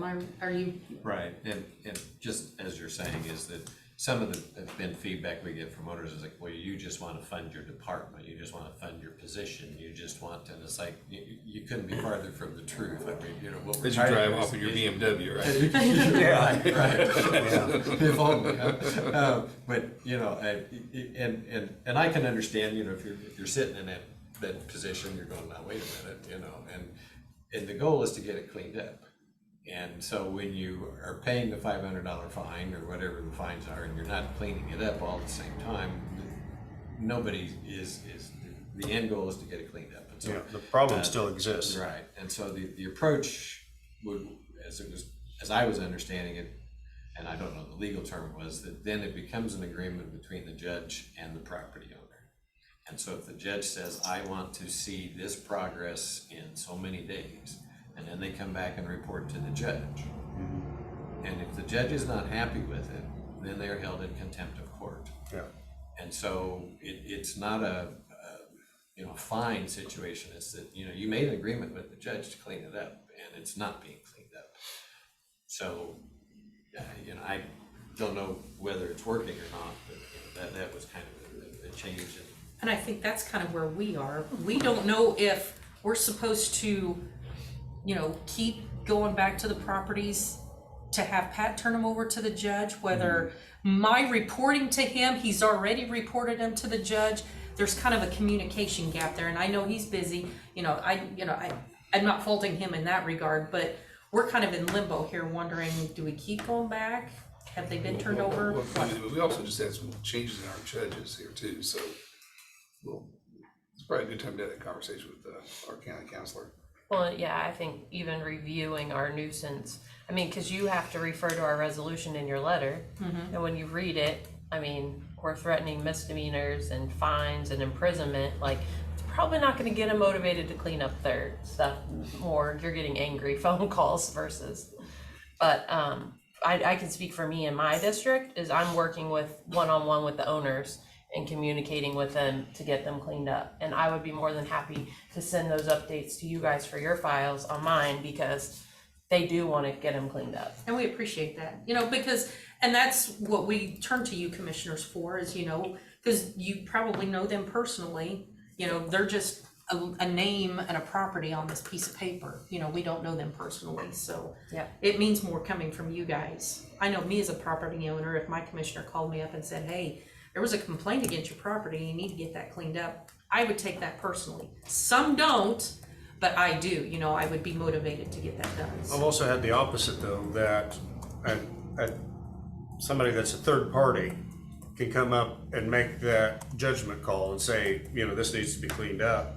And they'll listen to that quicker than, oh, well, that's just, you know, like if I show up, it's like, well, my neighbor complained, and it's just, you know, then it becomes, well, they're dragging you into it. Yeah. And now because you're a commissioner, you think you can tell me what to do. I mean, they can get into That's that that. 10%, honestly, that's Yeah. that 10% of that list that won't do it no matter what, no matter who it is that's requesting it. I don't know. They're not willing to do the right thing. And I think that having that third party, that's a neutral third party, or the appearance of that, is very important in these, and Right. especially for when it gets into the testimony or the judgment and that, so the reporting. Yeah, My computer's froze up, but the letter you're sending them is on behalf of the county commissioners anyway, correct? I thought there's wording in there like you're acting on behalf of us. So I feel like even though it's coming from you, it's like, yeah, I know I speak specifically in violation of your nuisance resolution. yeah.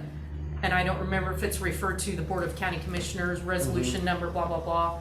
So I honestly don't remember. I do have a question, speaking of properties, and we do know our properties, so we know how they are. Is there a way for them to eliminate the harboring without having to remove it? Like, do you have rules or specifications of, okay, it has to be placed this many feet because for the grandpa's tractor example you gave earlier, like, there's people that they don't want to get rid of things, but is there a way for them to place it to where they're not in violation, if that? When you are outside, you have, then automatically you have rainwater that collect in any depressions, so you get mosquitoes, you have the potential for mice, for rats, any of those vector, I mean, skunks, all of those things can then carry they'll become vectors for then carrying it over to a neighbor's property. And so the only really solution on that is that you put it in a building and you enclose the building and you have then, rat traps and that kind of stuff to keep that, from then exiting, if you will. Because there are homes that, homes enclosed, but can be infested then with mice and rats that are, getting off the neighbors. And so but the only really solution is that you enclose it or you just don't have it. And it comes down to fluids, the old trucks that are sitting around, with potentially the oil running out onto the ground and the antifreeze running out on the ground and coolants, escaping into the air, that's always a potential for environmental hazards, in addition to the grass growing up around them and, all of the snakes and whatnot living in that environment as well. Gotcha. Yeah, I've definitely been in even sheds that are harboring rats, so. Right. Yeah. I've seen it. It's sheds aren't necessarily the Well, especially in solution. urban areas, you have problems with vehicles, kids lock themselves in a trunk or in a car in the heat, things like that too. Entrapment's also harbor An attractive nuisance. drug deals, that type of drug activity. If they've got shelter and they can be using it as a crack house. And I'm not sure how the state statutes speak to solid waste, whether you can put it behind a fence or, if that is allowable. I'm not sure how the state statute regarding solid waste is. Because most of these complaints are seen from the road. Mm-hmm. Pat does not travel into the property. All he does is drives down the road, takes pictures from the road, because if you're complaining and you've gone onto the property, you're trespassing. But I would, the majority of these, I'm guessing, are from people driving down the road and seeing, from the road view. So, I don't know if putting it behind a fence, building a privacy fence, whether that would be acceptable. You're not changing the vector and, Not at all. that kind of a thing, but. But we know that out of sight and is out of mind. Right. And to a lot of degree, and that's what taking care of all of the other things. Maybe don't take care of the tires. I mean, we want them to, but if they don't draw attention to themselves with the trash and the vehicles and on the right of way and, all the leaking septic system, you're probably not ever gonna get turned in. Absolutely, yeah, and that's, a lot of people take it personally, you're picking on me, and I'm like, no, you're on a list of, 15 other properties, and we just wanna make sure that the county has a lot of pride in making sure that things, stay looking nice, so visitors driving down the road, or whoever's driving down the road, county residents driving down the road can take pride in their property, the whole county as a whole. So the other counties, how long a list do you have on them usually running as far as similar to this? Nothing like that. We'll get a stray one every once in a while. You have 2 or 3 active ones? Yeah, Okay. probably. Do they have any programs for when a new owner purchases one of these to get it cleaned up? Like, is there any following along, or they just get put on the nuisance list as the new owner? Yeah, that's basically all they do. Yeah, it's about the property. But I had the same problem when I bought a thing at tax sale before we got the deed all transferred, which takes months. Someone set it on fire. Yeah, so they burned down the house that we were gonna tear down.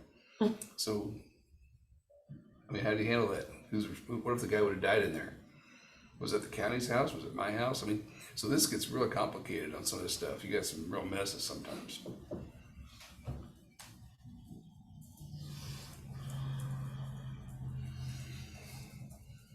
Questions? a lot of, This is great discussion. yes, This is- absolutely. This is really great You discussion. mentioned Jackson County's environmental code, so I just pulled them up. I did not read them. I was like, you're good. But I looked at both of them, and I just did Atchison counties and Jackson counties, and it looks like they're written by the same people, pretty similar. Table of contents look very much identical. Theirs is 24 pages long, ours is 20, looks like the same font. So there's something less in ours. Is there anything particular that you know that we don't have? Oh yeah, there's quite a few things that are different in Atchison, and I don't know if you Okay. guys know Dennis Foster, when he was the ones that got county codes going in Right. our counties. Back in the day when Atchison County, there was a lot of pushback, they didn't want any codes I remember whatsoever. this. And so he said, we need to put some minimal codes in place, so that's what they did back in '98. Yeah. Put That's some minimal okay. things in place, so there was a county code just to kind of guide and let people know that, hey, there are some environmental regulations that need to be put in place. If you look statewide, not even far away, if you look at Leavenworth County's environmental and sanitation code, the Shawnee County, Johnson County, yes, they're bigger counties, but their codes are in the hundreds of pages. I mean, they go through very details and stuff. When, in my opinion, you could say, refer to Kansas Bulletin 4-2 for more specific details. They put those specific details into the code versus referring you to another document for further guidance. So, we are actively working on Atchison County codes. It's gonna be longer than 24 pages. Oh, so you're working on that? Yes, you Yes, guys. When is that going to hit? I'm working on you guys in my spare time. There's, we just went through a super busy time, and I haven't been able to work on it since that meeting that we were in January when we discussed with Dennis. And so my goal is to get it to you guys to peruse, to look it over, and then meet with us again before we send it off to KDHE. Get that to you guys, I'm just gonna say ASAP. On those counties that have the more in-depth codes, do they have staff? Yes. That's what I think the missing link is. Right. And the zoning. Yeah. Well, I think it's probably part of the zoning Whoa. boards are actually go out because they do inspections and all of that. You're Yeah, into that. Jackson County, I mean, as an example, I mean, they have a zoning and department. And so those are usually the people with permitting, for building permitting, that are the eyes and the ears that are seeing. And so it's just, it comes to the attention. And we don't see then a lot of their internal process before it even gets to us. And so there are things that don't even make it to us that they're addressing. So there's that component of it. Which that's why I think if we can come up with a plan as commissioners to help with the issues without having zoning, or staff on board to do these things, like, Well, and that's we where. gotta do something. And I 'Cause I don't- think whatever path forward, and we're wanting to push this, I think we work with NEKES as that support staff and Right. not go backwards. I agree. I just think the process should be different of, like, passing the buck to you to send the letter with the fine, first, versus if you're not communicating with them, let me communicate with them and then see, you step 2, or, let us be step 1. And again, I've always sent the complaints I get from the public to you, because that's been the process. But now that we know the process isn't working, maybe we just revamp it, and it starts with us of a conversation, or, touching base with them. That's what you want to do. What I'm going to say is let them do their job. I'm not going to go out to talk to property owners about their violations. Is that what you're suggesting? Well, I'm suggesting we just sat here for an hour and said it's not working. And I know you don't have any on the list, but I'm, Well, I'm well aware of many of these. well, And I some of these mean, names we dealt with in the city.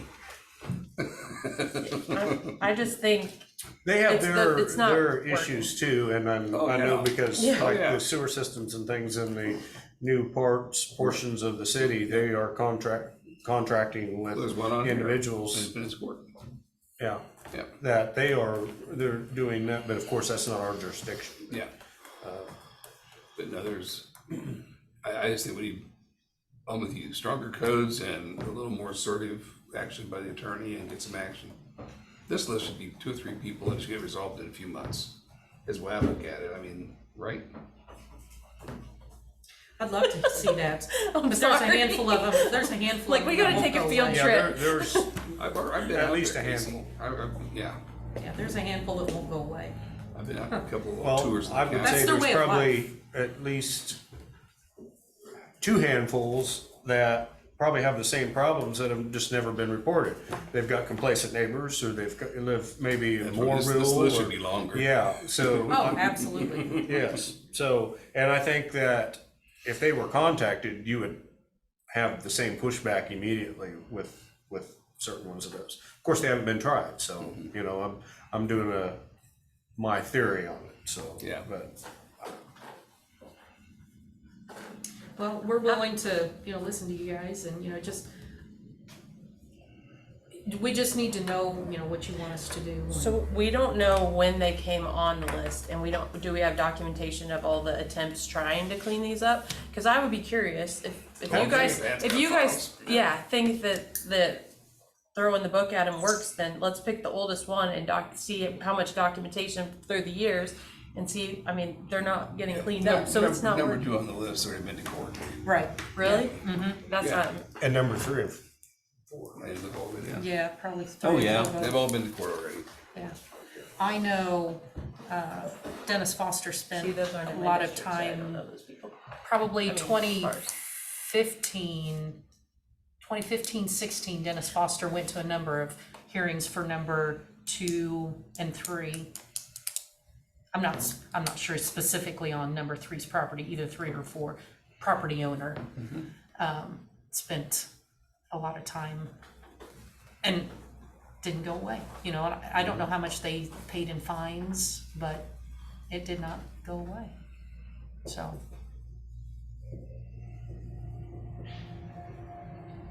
Yep. I'm guessing, a total guess, and I might be total out of line, but I would assume the ones at the top are the oldest. Okay. And then That's what moving I'm down wondering, through as I read there. that, I was thinking that's the oldest ones. Yeah, I would guess that, but I don't have any way of knowing that. Okay. Yeah, I don't know, just cause like number 8 hasn't owned as long as some of the ones at the bottom, but either way, we gotta get them all cleaned up, that's the goal, so. The property's probably on there, probably changed ownership, but the properties. Yeah, I know a handful of them have changed owner names. So, what do you think your time frame is? ASAP's, I couldn't find that on my calendar, I was just trying to.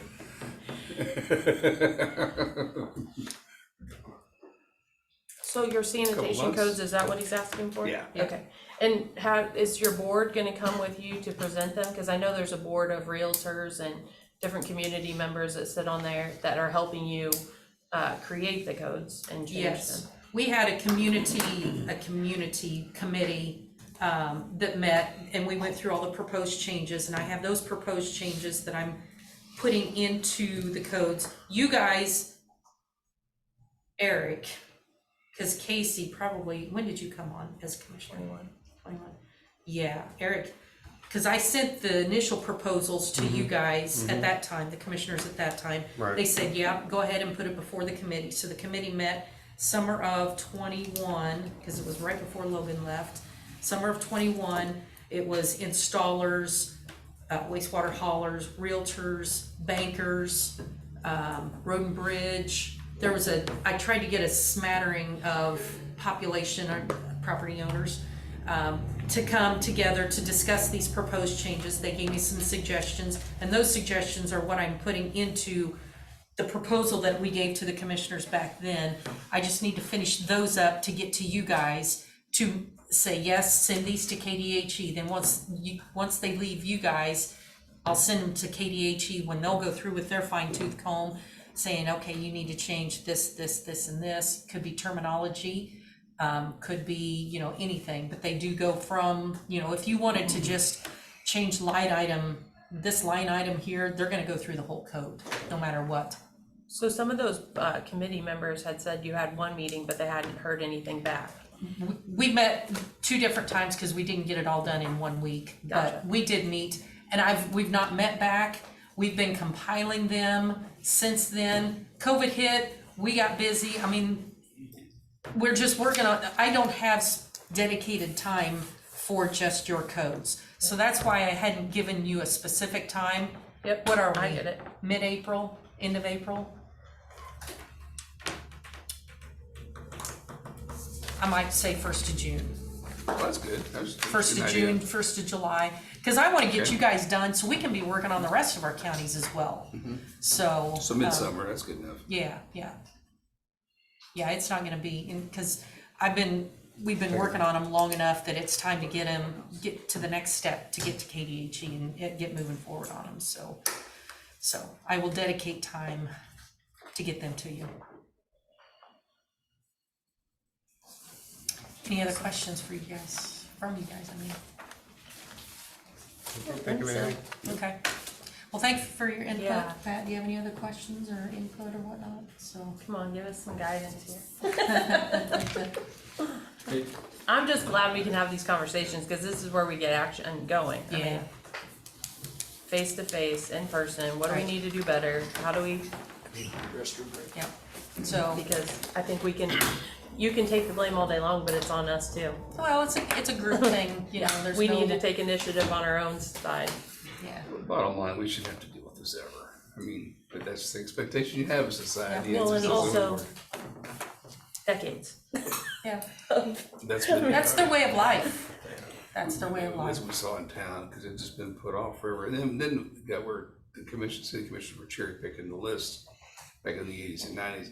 Oh, that's my cousin, that's my brother-in-law, that's my buddy's buddy. Yeah, And so we put a condense to that.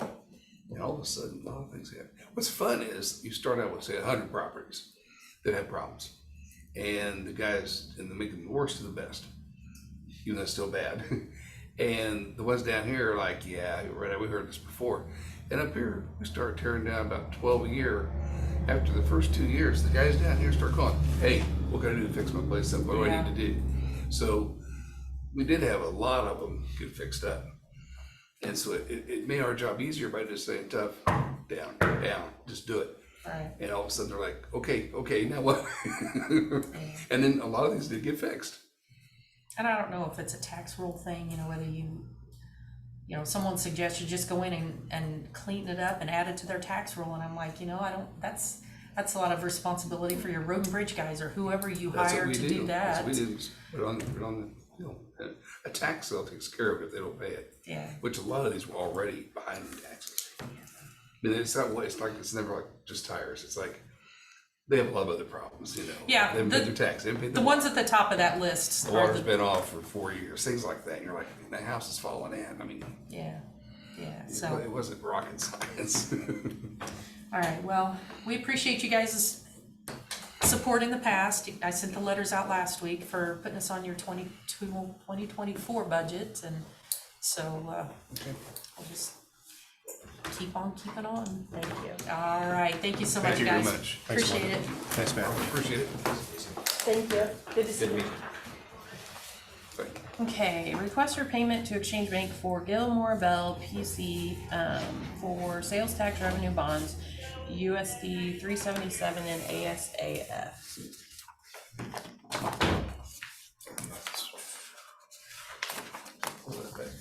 Okay, so these are our quarterly payments. We do this every quarter, and 2,500 goes to the USD 377 for their second quarter payment on maintenance 2023 at the Effingham site, and 10,000 goes to ASAF in Atchison for their second quarter payment on their maintenance site in Atchison. The total amount to be paid from this fund is $12,500, and the chair is who will sign this, so I'd look for a motion to authorize the chair to sign the bond trust indenture for the second quarter payments as described for 2023. Question first. Yes. You had mentioned that we hadn't heard back anything on the Atchison portion of the additional funds that were being requested. Did you want to tie that into here, or did you want to approve this and then ask them to come up and ask, about the Yeah, no, needs and I'm wants? okay approving and just have them come up, because I think they're more than willing to come up and No, absolutely, yeah. So we can definitely approve it. I don't have any issue with that, but I just think, I mean, we're only doing it quarterly, so when we do approve it, it would be nice to have them on the agenda just to give updates to us. Because we were incentivizing them, you know, to do things, so it'd be nice to have an update. That way when we get asked, we know what's going on. Yeah, So, Okay. so I'll second the motion. okay, so it's been moved and seconded. All those in favor say aye. Aye. Aye. Passes 3-0. And if Effingham, they've already done quite a bit to their stuff, right? Didn't they already do some work out there? Yes, they actually, came before us, and I can't remember the projects that they had, but there was, asked for, seemed like the red rock that they put along on the infield for the baseball. They've done some of those things and some grading and, I saw one day, I saw the equipment out there, were doing some grading, it looked like they were laying a pipe or something, maybe some tiling or something. it could be, because I know there was a drainage issue. Yeah, and- that's what I and they saw, had, yeah. they came to us fairly quickly after we had those meetings. Okay. Kaylee, can you make a note of that to invite them back to invite USD 377 and ASAF for quarterly updates? Thank you. Okay, so I have a purchase order that was approved on March 1st from the county counselor for Gilmore and Bell for this third supplemental bond trust indenture, and that was for $7,500. So it's missing Commissioner Revis's signature on that one, so we'll get that. But then also this one is dated today, that a request for payment.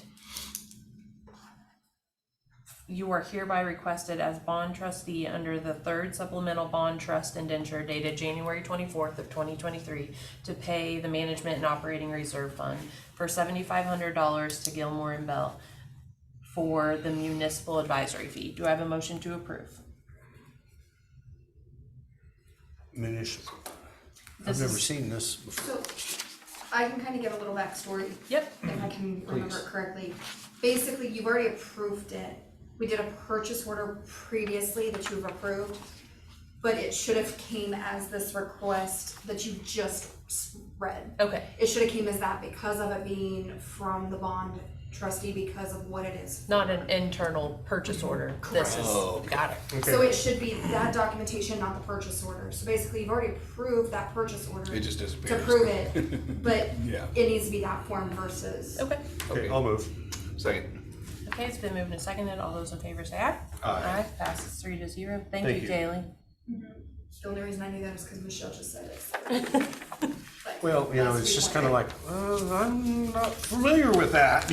So any time that we have like those payments coming out, it should come, just like the ASAF and the 377 that you guys just approved.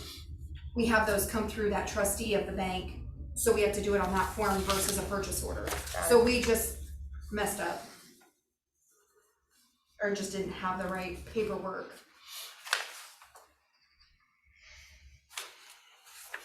Thank you. Okay.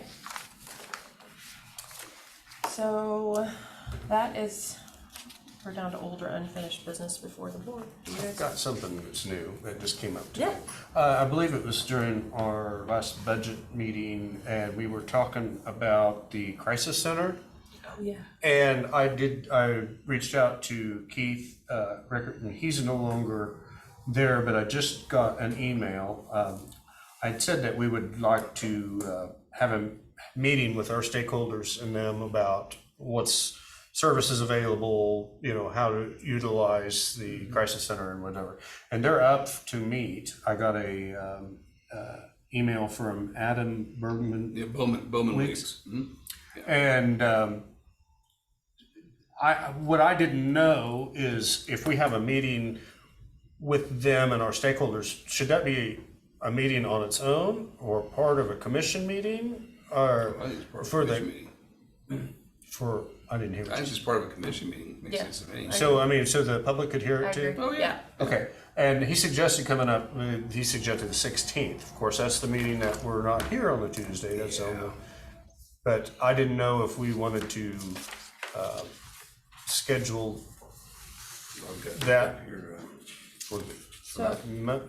next meeting after that is, We're going to Ham's facility. yeah, so that's gonna cut us on time. I hate to do that. So, May 30th, nothing on there yet. 31st. I got May 30th on this tab here. Tuesday, May 30th. Tuesday's the 31st. Yeah, we should put it on here wrong. I mean, maybe a couple days I could suggest and then. No, it's May 30th, it's Tuesday. Tuesday, May 31st. That's a 22. Okay, that makes sense. How did? 23. Oh, that's I've got crazy. a page that, 30th. huh? May 30th should be. That's crazy, isn't it? But this is the thing, and if I flip the page, it went from 2023 to 2022.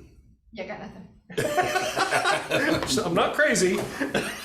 I might just appear so. We can discuss that another time. Yeah. Okay, that'd be the 30th. Was that fine with you, Casey? Yep, that's fine. Okay, I'll try to Shoot, set see some what of time that they up. wanna come, allow, what do you think? Do what? Probably 10. Like we could do them 10 if there's nothing on there. Yeah, Just get it. It's nice to have because usually the 10 o'clock is good for so it's guests allowed- because just we. allow an hour, probably. Yeah, that's fine. Okay.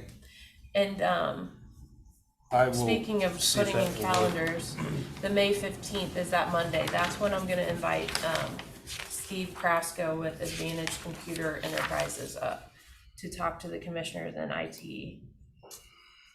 So, and I'll do him at 10 a.m. too, just so Okay. it's easy, because that's the one time we stay usually on. And we'll just allocate an hour on that one and go from there. Okay.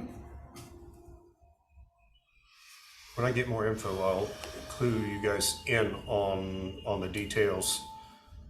And then if there's any other stakeholder that you can think of, you can forward it to them. Because I was And thinking, you're gonna invite like the sheriff, the police chief, and Sherry, the county attorney, yeah, I even thought of ER, the Amberwell. health department and the community health Oh, department. yeah. They ought to be in on it too. Good call. Yep. And then if there's anyone else besides that, You might just reach out to Amberwell and ask if they be able to have, besides the ER, maybe like the chief of staff or somebody like that. Then they can relay information to the medical staff.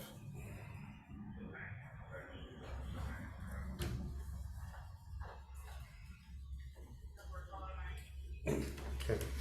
Yeah. And even if they can't be here, they are just alert that we're gonna have the meeting and maybe they want to review our meeting afterwards. They can- Community health clinic, they do behavioral health too. So that might be an idea, and hope family therapy, they mean, those are all mental health connections besides the guidance center. I'm emailing Steve to make sure Monday works for him.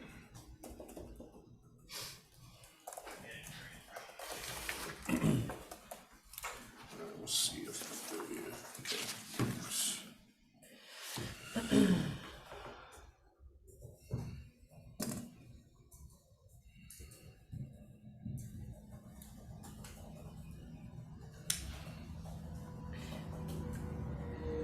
I just realized last week, David Mercier had sent us that expenditure. Please see attached spreadsheet. Of the beds and stuff. Yeah, for the total. We did that, didn't we? See, I don't know that we did other ones that he requested. He requested the consultant for BOM. This was the one. I usually try to file them after we approve them. I thought we, The total cost is $6,216.62. We could, however, reduce the bedspread line item. oh, the linens, we did Yeah, not approve that. I don't think we did. No, we did the beds. Um, We probably need to do that. yeah, Kaylee, if I forward you this, would you be able to pop this on a purchase order for me for the interim director at Senior Village? It's for bedspreads. Yeah, Yeah, I mean, if you wanna print it, I can go grab it and just work it off of there. Okay, that works. I can go grab it. Or I can grab it for you, I Oh, just, no, it's fine. Yeah, I I- can just print it. yep. I'm gonna print the email so you have what he's asking for, and then I'll print the spreadsheet with the breakdown that we can attach to the purchase order. That's fine. I'll go grab it.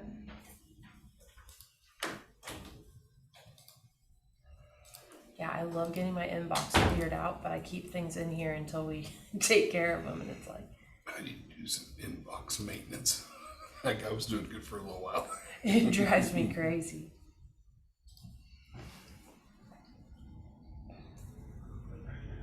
Alright, so that'll be good to get that done.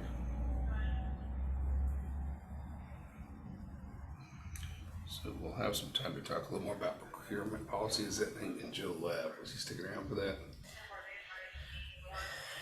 I think he was trying to, but we took longer than probably what he thought, Yeah, that's all right. but also with that, I mean, do you have any, You know, I can see the challenge with the way the numbers were. They're outdated. This recommendation from Gabe seems reasonable to me. But you guys are the pros here. and is your anticipation to do it countywide or county and with Road and Bridge separately? Or, because like on our spending authority, it's 2,500, but then they get bumped up because they have higher Well, needs. I think there's a big difference between some of those departments obviously will never even need this. So I think it's more of a road and bridge thing. What other department would ever have that? Probably just Corey. I mean, Corey's usually the spending authority, I mean, few and far That's- between, I mean, but probably nobody, I mean, once in a while solid waste buys a piece of equipment, but it's so sporadic. I mean, it's the same with this. They're gonna buy it. They got caught up now, so the ambulance costs aren't gonna be as frequent now. A little more regimented, so to me, it's probably road and bridge.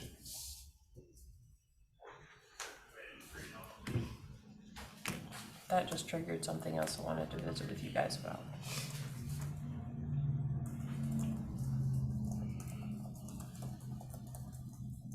Casey? Yes. Who's the vendor? Um, It doesn't say it on here. It just says for facility linen, but that doesn't, okay, let me ask. and then are you gonna want me to fill it out for the 3 of each item per bed? No, Or- probably just in total is fine. Right, but you have either the 3 per bed or the 2 per bed, so 2 different totals.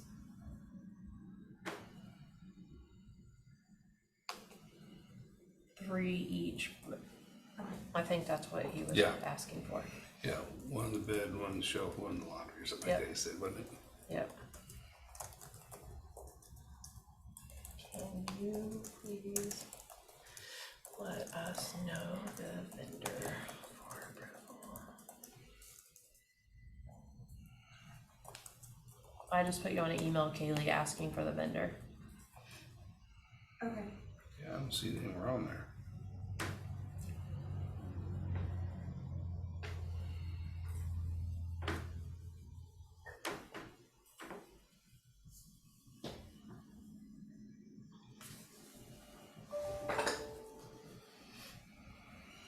We can approve without the vendor name, can't we? Yeah, Yeah, yeah, absolutely. I was just gonna fill it in though, just because. sure.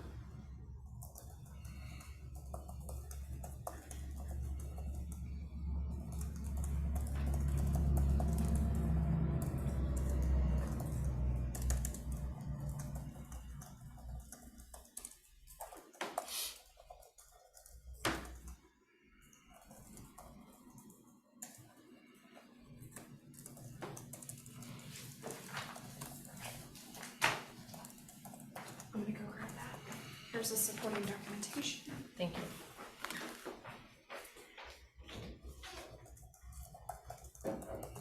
I'm glad you caught that, Casey.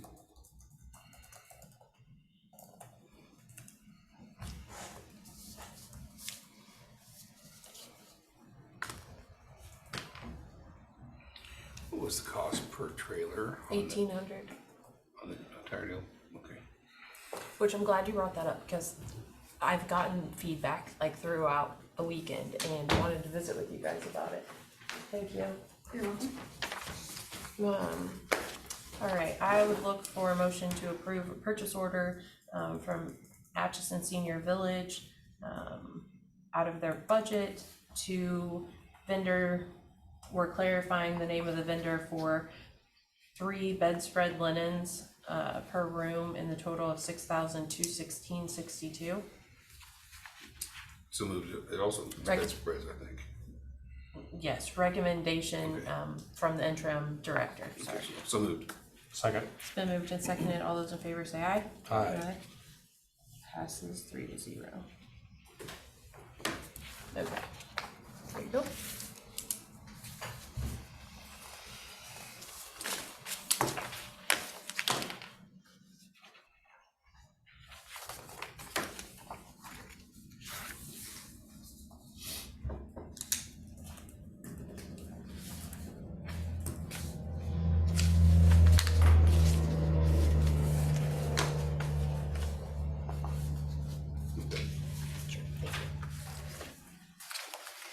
Okay, so, let's go back to the tires first, since you brought that up. Are we willing to put some additional resources available for additional trailers to let these people that we got maxed out and they still have tire needs, to be able to get these folks cleaned up? The ones that took the time to reach out, put their name on a list, give us their totals. I mean, we just, Yeah, can it be parked at solid waste? so she was gonna check onto that, cause Leavenworth County has the same, they work with the same company and has it parked out there. Because the first thing I said to her on the phone that day when she called me, I said, well, can you just have them go dump them out there temporarily and then we can load them later, thinking we gotta put them somewhere, you know? And she goes, well, if they came and inspected and they're on the ground, that's how she phrased it. I thought, oh. Now later I thought we should just put a trailer out there. So I don't know, that's my thought, was we I see a agree. trailer out there. Well, and she said that'd be great too, cause then she can shut the gate, and as long as the state agreed, but she was getting those rules this morning, she was gonna call them, but if Leavenworth's doing it, I mean, there's gotta be a way, whatever that way is, we need to figure it out, cause. Yeah. I think I'm okay with it, just never gotta control it a little bit, I mean, cause. Yeah, that's it's like, okay, because these people got on a list. I think the other people are gonna find out, oh, they're still taking tires, and now I want to too, so. Which is okay, just, we don't wanna go through 50 trailers in a month and Well, spend that kind of money. I would anticipate eventually when the word got out, there'd be an avalanche of tires. How do we rein it in and keep it within a scope we can handle? And like tractor tires and big truck tires, the big tires, I'd say no, or you pay a fee, which we could talk about. And the solid waste committee should talk about that.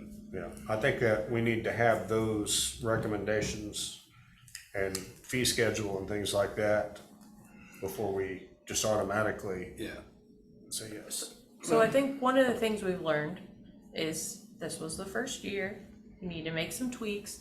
We did need to put on the flyer, first come, first serve, there's a cutoff, all the things, because these people, they're on the list because they took initiative to go get a trailer, load them up, strap them down and drive to town. Like, I promise you, like I was there when these folks drive in. And so it's not like they're, to me it's like, okay, we tried to find a remedy for these folks.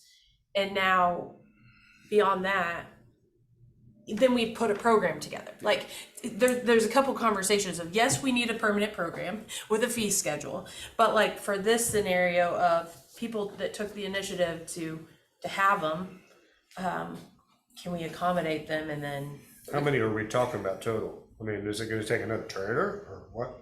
How do we? Could we do maybe a trailer a week up to no more than 3 times while we're getting just passenger tires only? And I mean, I would just have some kind of a stop on it while solid waste can look at the whole policy, and maybe you charge $1 a tire. I mean, for everybody, maybe it's $10 or something on the old big tire. I don't know what the numbers are, but well, so that's the at least thing, and kinda that's help what we were. defray some of the cost. Yeah, and that's what we were trying to think is like, we don't need it to be a moneymaker, but we don't need it to be a loss. But if we could recoup the cost of the trailer, then it's just availability, like as a benefit for constituents to have somewhere to go with them. That don't need to be broken down and so water can't, cause that's I'm not gonna fire up my Sawzall every time I need to. Yeah. To quarter a tire to take it to Effingham, like. Everybody doesn't have that 13-inch Yeah. two-ply tire they can just take a knife on. Right. Well, and that's the thing. It's like, especially piggybacking off our conversation with Northeast Kansas, is like one of those folks on my list had tires in our right of way, and guess what? They're no longer there. They picked them up and took him to the tire trailer, and it's like that's the stuff that lights a little fire in me. Like we're doing good. So you know where all those tires are now.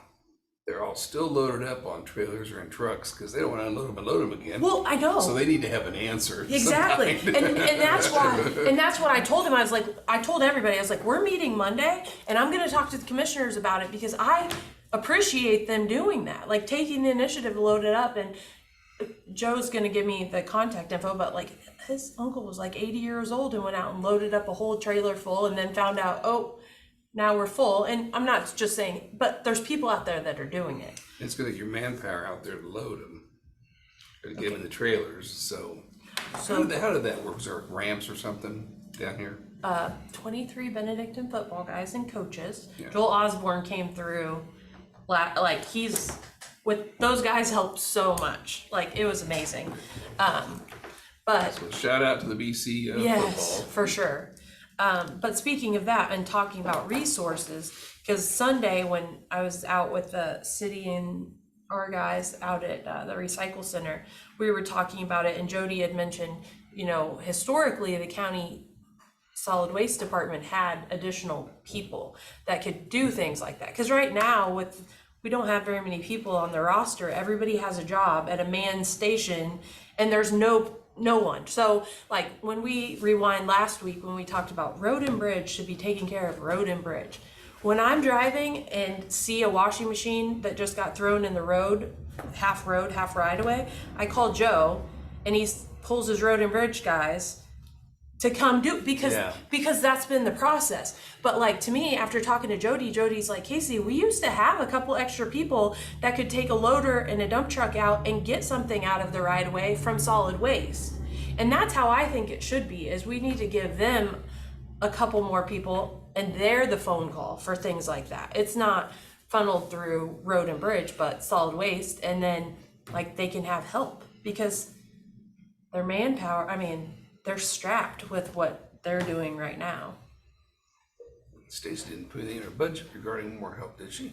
This was literally what we learned after this cleanup weekend, Yeah. and just like having a resource of a tire trailer, like who's gonna, that, and I don't know, I'm just throwing it out for conversation because to me, I would rather call our solid waste on a solid waste issue than road and bridge to pull guys off a project. Oh, no. But that's what we've morphed into. That's where we're at. So, and there are things in our road right of ways in my district that are too big to just pick up. Like it needs a Right. machine to pick up like an old tower and put it in a Or a truck football and team. yeah, or haul it off.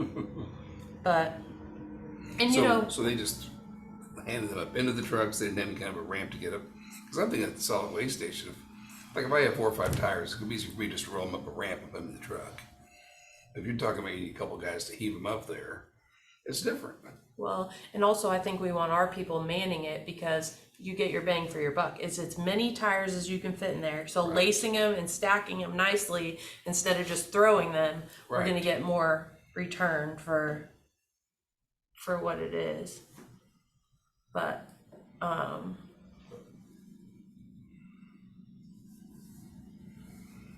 so do we want to authorize then a trailer a week for the next month and then cut it off with a fee schedule? Well, we gotta man it though. That's my concern. Right. It'd be a big mess. That's double labor unloading half the load to get it loaded right. Well, and do we want to have that conversation, have Stacy figure out, does she need a couple more people? We're talking, it could be done, it's funded by sales tax, and we can, when the money is there, you can do a budget amendment, like, to me, we need a solution, and after talking to those guys, you know, I think an extra person maybe could help with even the trash pickup and stuff on 286. Even if we still are utilizing community corrections to do that, then they need to have that person go out the next day and get those trash bags, do things like that. Yeah. And maybe visit some of these, not just 286, because they're the highway east of Muskota where the transfer station's at, gets a lot of trash and things. Not near as much as 286, but Yeah. you know, that would be another area, so I don't know.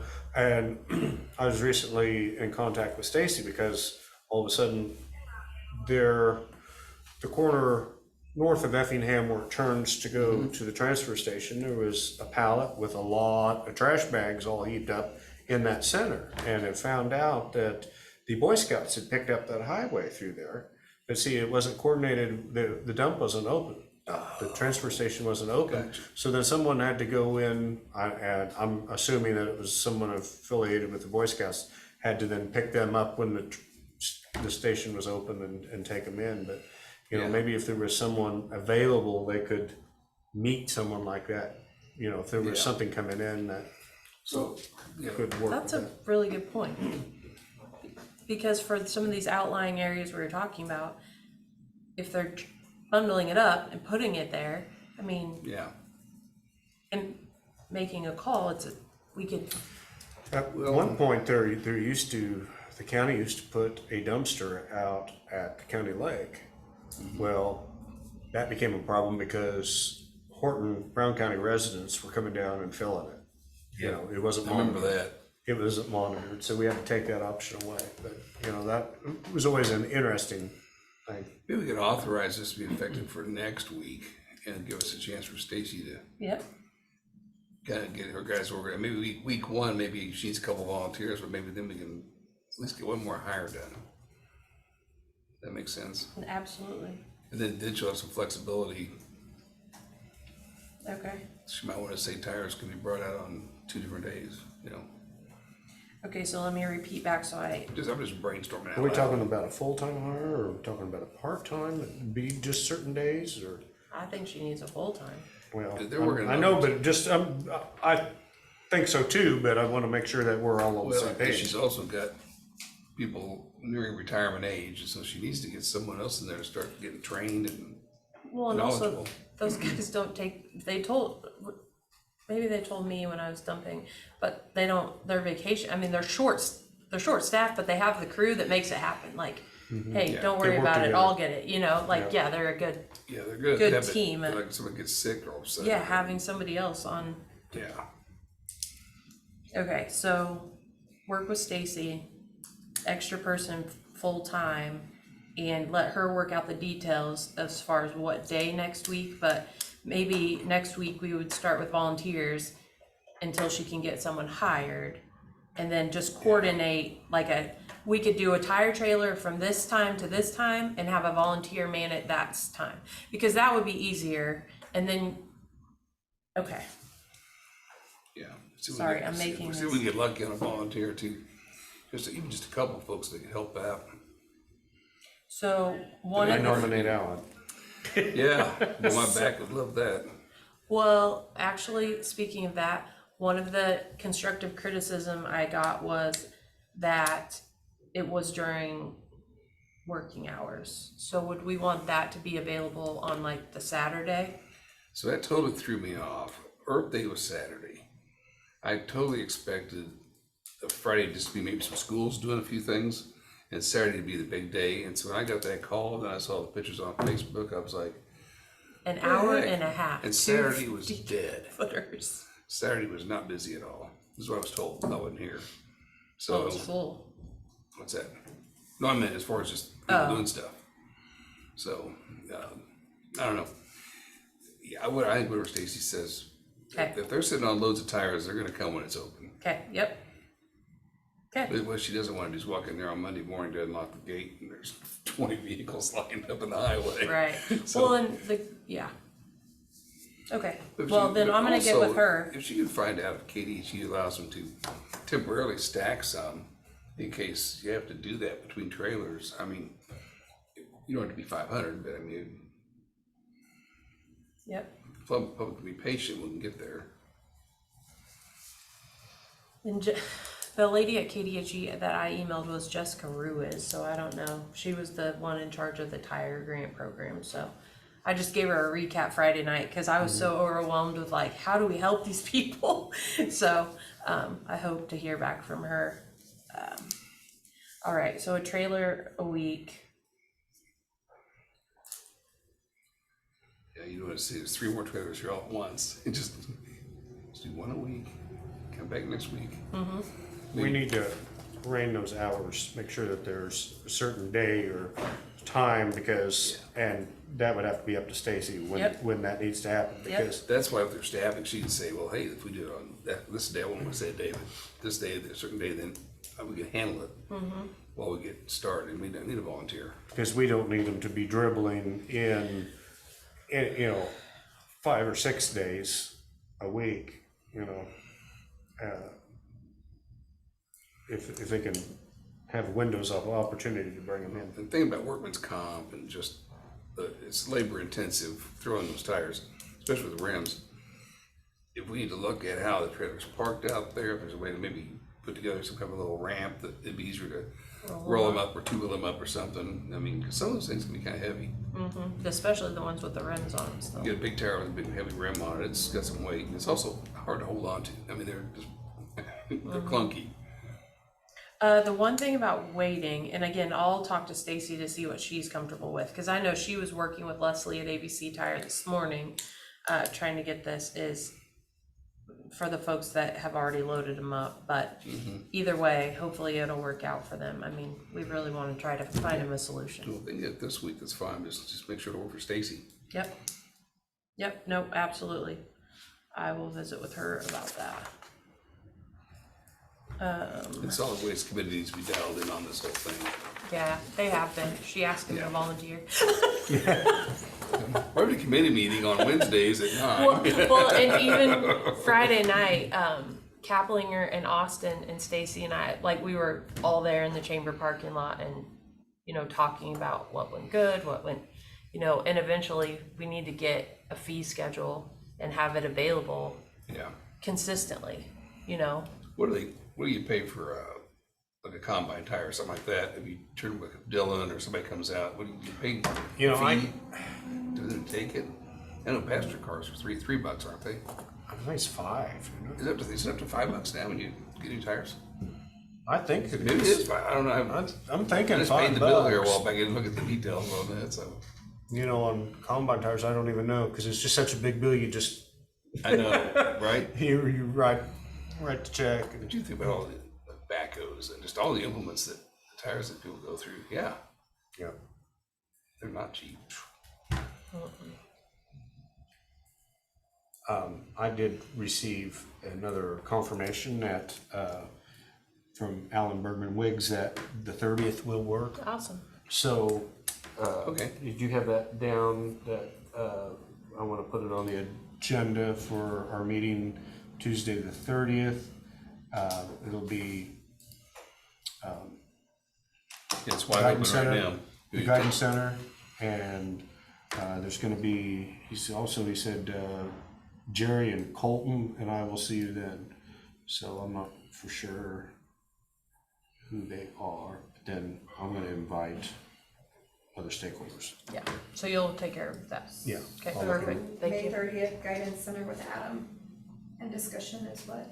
Well, it's going to be a presentation, and then we're going to invite a bunch of the stakeholders into here. So there might be maybe quite a few. Regarding the like crisis, Amberwell and- crisis center. It's the crisis center.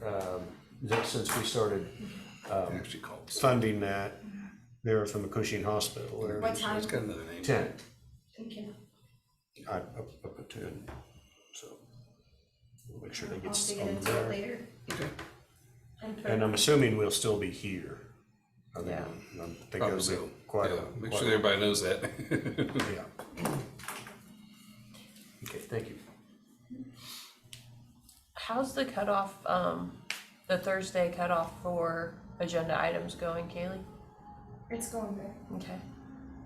Can we can you make a note and try if we can get our agenda by that Friday night? It normally is given on Friday night. I was off Friday. No, That's fine. you're fine. You got And- days off? I went on a field trip with my kid. Where'd you go? I saw Casey. Yep, We went to Legoland. Legoland. You were there? Yep, yep, Cruz had a third grade film. It's a third grade field trip. Oh, you're the same field trip. Mm-hmm. Oh, Yeah, I same thought field it trip. been coincidental Oh, you guys no. met each other. No, same field trip.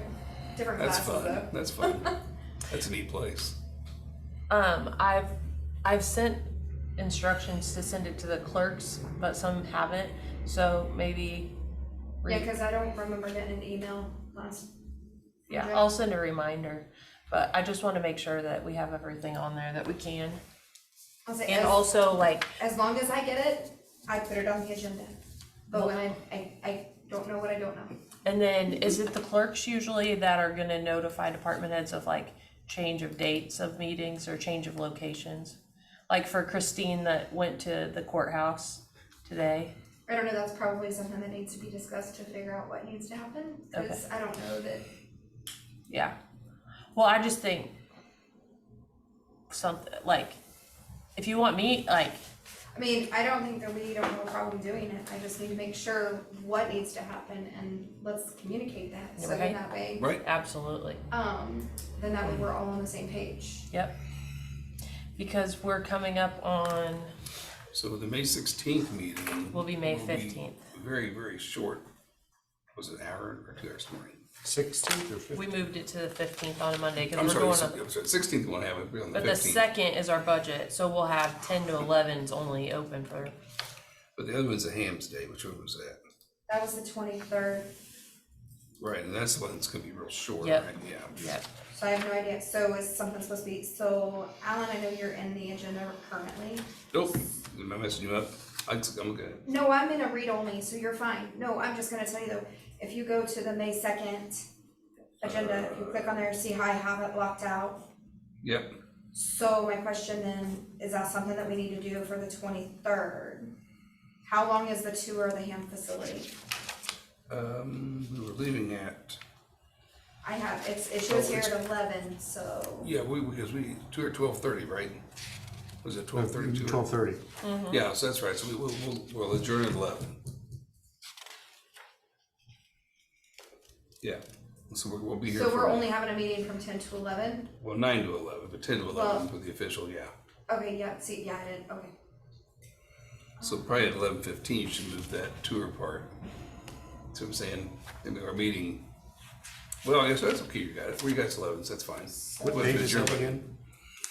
It's on, what date? May Oh, 23rd. 23rd, all right.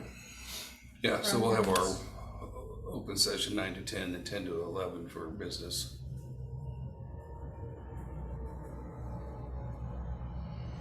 Pay the bills. So probably no presentations that day, I would think, right? Well, no, that way, cause I mean, I just have You have the, an hour or so. we just have the tour, so I just wanted to make sure. Yep. So if I need to block that off like I did for the 2nd. And I don't know how long we're talking. For what? Well, as far as public notice that the commissioners will be meeting together somewhere else, that tour's gonna last. Well, it Couple looks like hours the at the clerk most, has to I join you think, as well, right? Probably a couple hours, but because- just until finished, I think, can't you put Just that? until it's over, yeah. yeah. Because So when that's we- such an unknown, you I know, I can't have no realistically, idea. It's put gonna a stay one, but cutoff yeah. date. Yeah, that's true, yeah. Well, when we post it, we'll be able to put on there somehow. yeah, then We're gonna, for a tour of the facility or something, so. Yeah. the meeting ends at the end of the tour. Or some, that way it's like, Yeah. we're not meeting beyond. Right, And like if you delineate that you're not meeting beyond, then you can't be accused of having an open meetings. right. Yeah, no action to be taken, so. Yeah,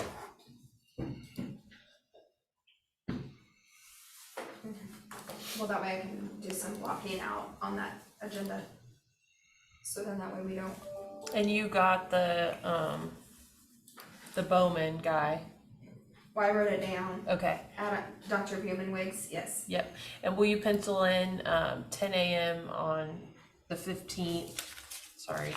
I'm waiting on confirmation, but I wanna make sure he's in there. We can always take him out, but Advantage Computer Enterprises. Steve Prasco Manage computer, what? Enterprises. Steve, what? Prasco, Prasko.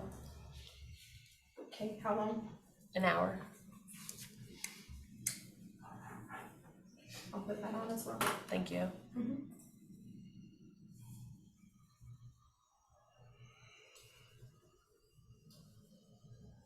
But yeah, if you want us as the clerk's office to notify, like that it's here, cause as we've been doing it out here, when people get on, they know that it's out here, we tell them, but if they were put on prior to the move, yeah, we probably haven't reached out necessarily. Is there any signage down by our old commission room that the meetings are I'm out not here? sure. I don't I mean, know. it's probably not a big deal, cause it's working there, it's gonna ask somebody, and they'll direct them, so I'm sure it's not a big problem. Right, and most of the time though too, they'll come into our office as well, Yeah, so, so I don't Okay, know that's that fine. there's actually signage though. okay. Anything else you guys, I have one thing I could throw in if we, Yeah, I mean, we have time. so Brian and I, looked at the Lincoln statue situation. And is Brian on? Probably not. No. So, if you're standing in the door of the courthouse, facing the courthouse, on to your right, to the west, Okay. there's a tree over there. He pointed out that, and those roots go over that yard, and they're pushing the wall in by the courthouse. So he said that tree really needs to go anyway. And they can't get grass through there because of all the roots and junk, so. Plus, there's two locations they argue Lincoln spoke at. Okay, one was on the very corner on the west end across the street. The other one is that house Eric Anderson has, because that was originally a building, there was a Methodist church, so. And there's a debate which place he spoke at. If we put him on the west side of the front entrance, facing, he'll be directly across from at least one of those locations. It's a contention, so the point is he thinks putting the statue on that side is better. Okay. We can get the tree out, he can clean that up and get some of those roots out. Probably could put a little bit of dirt down and get a base down with a footing and then put some nice sod there, and it'll look a lot better overall anyway. He said you also put lighting there easy enough if he ever needs to. Okay. And Brian had a good point, he goes, you're on the side closer to the sheriff's office. So if you're worried about vandalism or everything, you know, you gotta walk up where you already see a bunch of cop cars. Yeah. So there's a good argument there, you know. But if that's all right, and he got hold of his historical folks. This was on a Friday, so I sent him the photos I had. He called the lady down there, it's his contact, and she said, loves the idea, and she says, the only effect with them is if you just send the picture and where you're gonna put it, and she'll rubber stamp it. So she didn't see a problem. So the historical side, which I think you brought up, yeah, we checked that out, so she's getting that. I couldn't really know, but it's best because we asked for funding, we asked for everything, and it's just best to Yeah. clear it with them, make sure that there's no That problems. statue turned out fantastic. Yeah, Those yeah, so photos. just those later photos, yeah, That's it's so amazing. awesome. So it's supposed to be being shipped now. Brian mentioned moving that rock over by it. Is he still? He brought that up, and I think we leave the rock alone. Okay. I was just curious. And Yeah, not that it matters I- one way or another, but I just think it's yeah. gonna be amazing to I, like, I did reach out to Les Burchett about if he could refurbish the plaque on the rock with some of the funds they've got left over, because it's pretty, I was right where it's tarnished or lost its luster, whatever it is. But so I was kind of reached out, haven't heard back yet, so.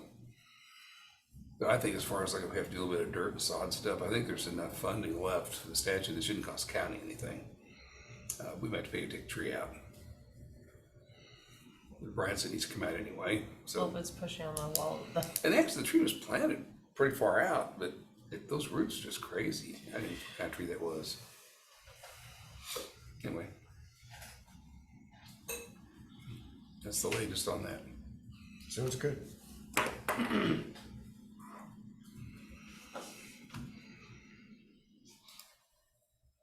I have all of the dates in my calendar.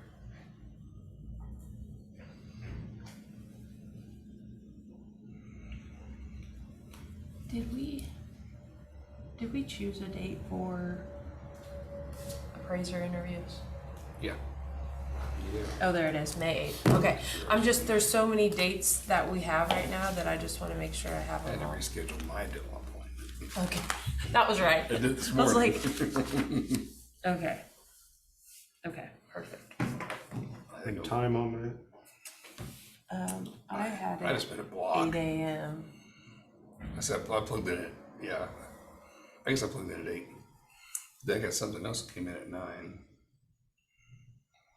So they have it not, our panel starts at 9, it? Good. and then lunch for interview panels, so the last panel will get done at 10:40. Which we each have 3, so we have 9 to 9:30, 10:10 to 10:40. And Do we even- 9:35 to 10. Have we had applicants yet? I mean, I don't know. I don't know that either. So we should all be done by 11. Is it lunch at 11 then?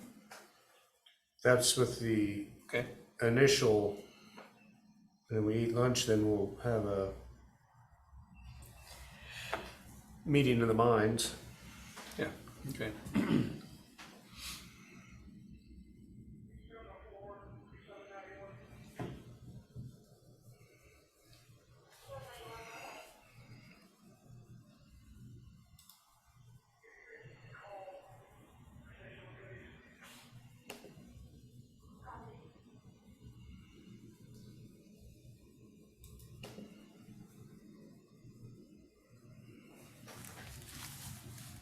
As far as policies and procedures, we never really set another date, did we?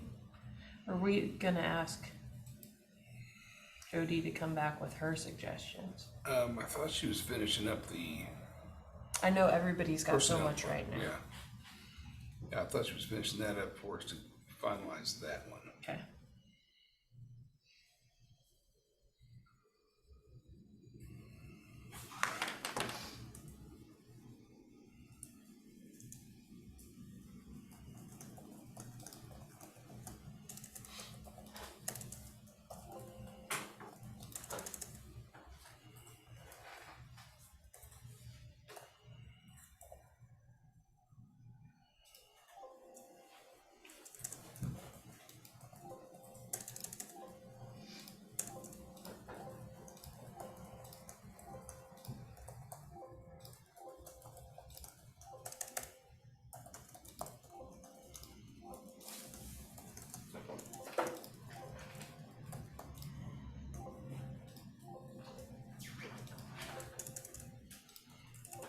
We do get a lot of junk email, don't we? Yeah.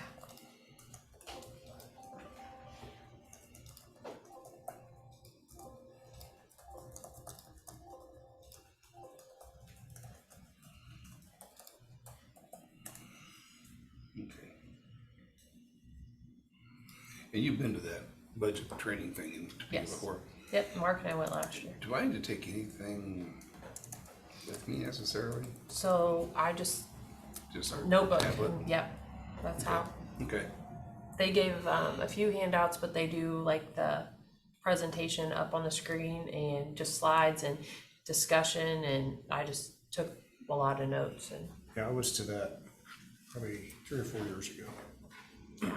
it was really helpful. And I think it was really helpful also being there buddied up with our financial director, because it was like we were both learning and like kind of throwing things back and forth. Ooh, we should do that. What about this? You know, and that's why we came back this year and moved the budget process with the department heads up earlier. And now, I mean, we're doing good. Like we're And when I got on, it was like always at the last minute when we started. It always felt like that. Yeah. It always And, felt oh, it was horrible. And then we were like schedule ramming everything in. And so if you had anything you needed, any research on or any looking into anything, it's like, can't do it. You just gotta shove, like making sausage. You just shove everything and grind out a budget. And then it's like, well, they really don't fit because Yeah. you don't have times. I mean, this seems to be much more customized to what we're needing, our needs. Well, And one sense I get to compared to years ago is that it went from if I don't spend it in my budget, I gotta find a way to spend it, because otherwise I don't have it anymore. Yeah, And it feels like now it's more like, hey, I either spend it or lose it. just, it's okay if there's extra money, if you need for capital outlay, we'll figure it out, just don't go blow the money. And like Joe had a bunch of filters and tires and incredible there at the shop that didn't fit anything, you know? Yeah. So it makes more sense just to be reasonable about it.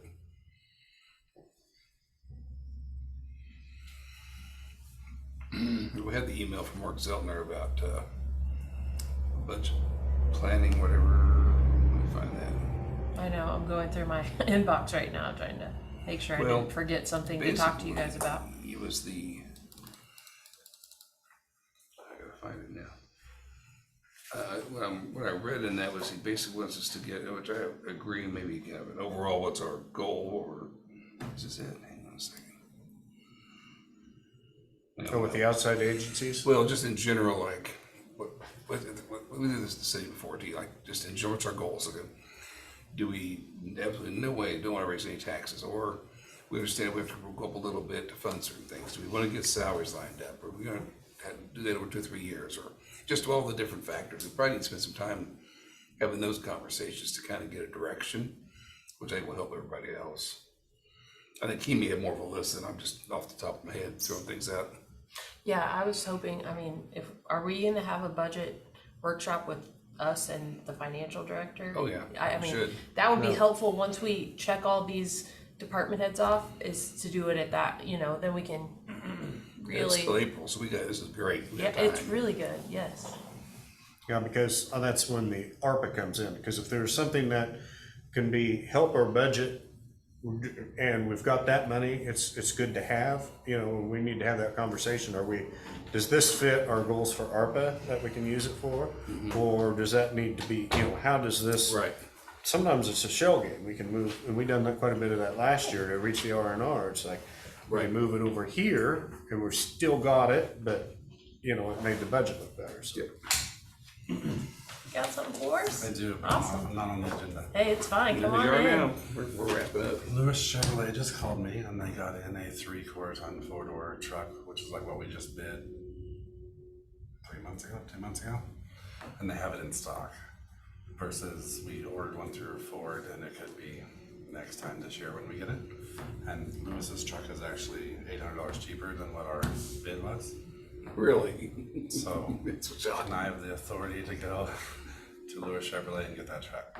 What kind of truck is this? It's for the rescue squad. We're using ARPA money to pay for it. It's a 2023 4-door, not the short bed, but the middle one, the longer short bed. Yeah. Which is the same as what we ordered. Pickup, 3/4 ton pickup. Okay. And you'll have to have lights and stuff put on it. Correct. Which Will they just go with another vehicle going to that one? No, because what It's the a new vehicle like that it. we're selling is 20 years old, so the equipment that's on is 20 years old, so we don't want to reuse that. No. But we have that in the capital outlay to, What engine does it have? it's got the 6.2, right?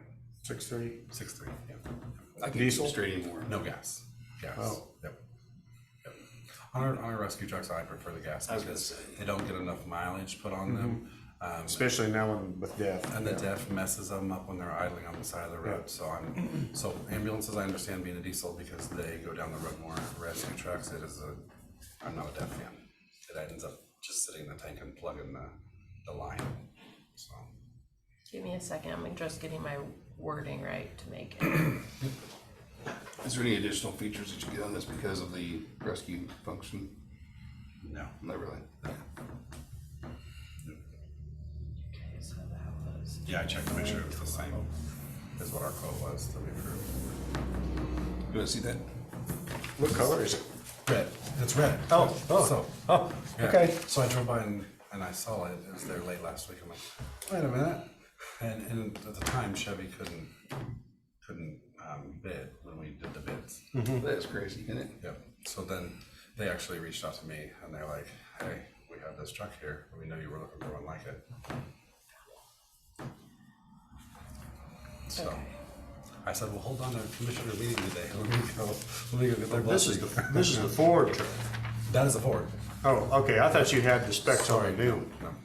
No, yeah, Is it? Well, that's that's the Ford That's the specs. one I That's the- have. Yeah.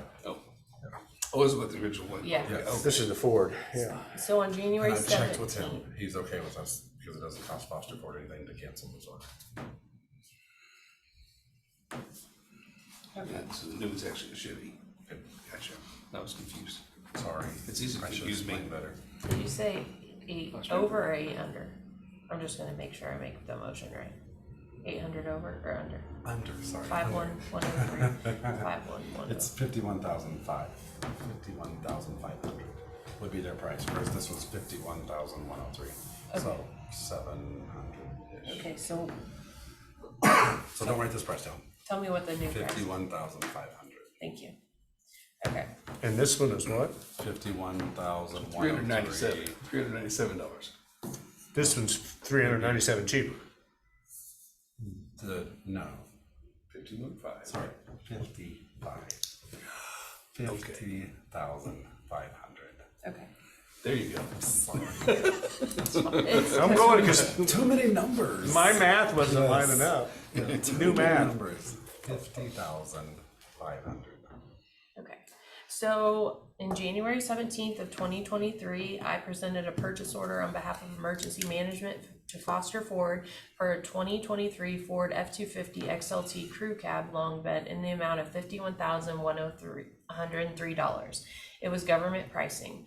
It was approved. Commissioner Knoll made a motion to approve purchase order. Commissioner Rivas seconded, and we all voted yay in that motion. We'd like to supersede that motion with this motion today, April 24th, to Lewis Chevrolet in the amount of $50,500 for 2023 Chevrolet Crew Cab. Yes. And rescind the And- order.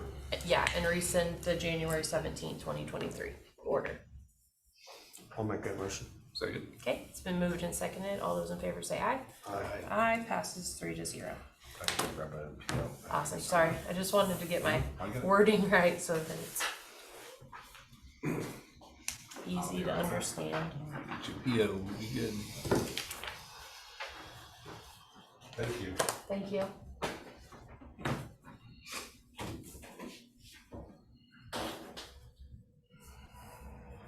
That trying to get the right vehicle at the right time, just get them when you can get them. This is crazy with the, I think it's getting better for claiming. I have noticed car lots have more cars on them. yeah.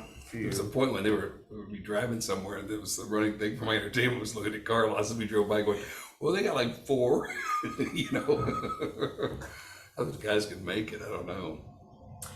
Do you have our agenda pulled up for next week, just so we can review together of what if there's anything we need to talk about for next week or be prepared for next week? Procurement policy should need to be on there probably, 'cause we probably need to delve into that, I think. Yep, I would agree. On May 2nd? I like deadlines because it's easier to stay on. May 2nd, that's also your meeting, that's only gonna be an hour, Yep. from 10 to 11. Oh, that's Okay. right. So you have, basically 45 minutes, cause Stacy I have scheduled so far for the bid opening for the scale house. So you've got basically from 10:15 to 10:45. And that You've tire got 45 truck minutes. policy, we have tire trucks up to deal with, Yep. so. Okay. So that would be next week, but I Okay, mean, so next week's just the budget meeting, so we'll be ready for that, cause there'll be a lot of preparation for us to have all Okay. those, Yeah, and then we can reconvene of what's following. but then the following week, it's an open slate currently. Okay, perfect. I don't see a stack of bills today. I didn't see a stack of bills either. Okay. Our meeting's been a stack, so I was kinda curious.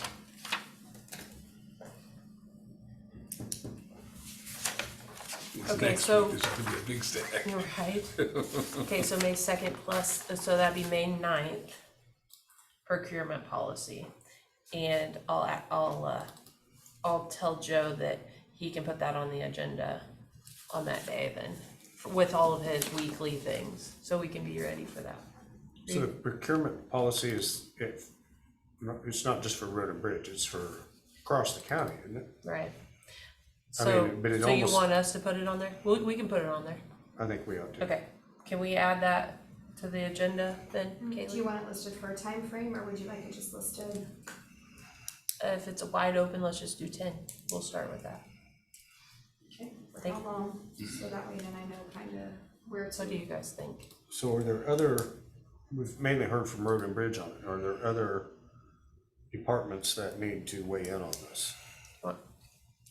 You know, on. Well, yeah, at that level, I don't know, I mean, maybe EMS and maybe solid waste. I mean, most departments don't need to have, It wouldn't hurt if you guys are okay with it, I could send the copy of the 2002 to department heads and say, please review this and let commissioners know any feedback for discussion on, I think that'd be great. are you okay with that? Yeah, because, you know, that's sometimes it's like things get, we assume everybody's watching. Yep, Not everybody's watching that's everything right. and sees that document come through, so. so will you send that? yep, Okay, yeah, you May might- 9th at 10 a.m. Do you wanna include the email Joe sent regarding that one county, whatever their policy was that we've got today? Yeah, As far as some ideas, I mean. from Peppercorn and then the 2 we That's what it is, received. Peppercorn. Yep. That's what it was. Yep, and then, I can add those two for reference. It's just outdated on the dollar amounts. Yep.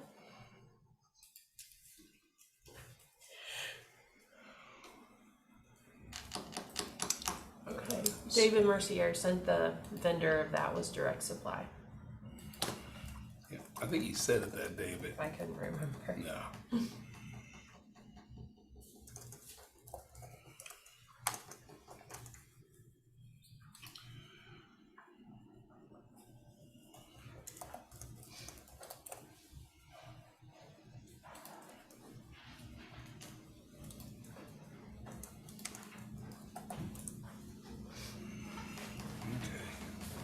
I didn't specify, but this pickup is also government pricing.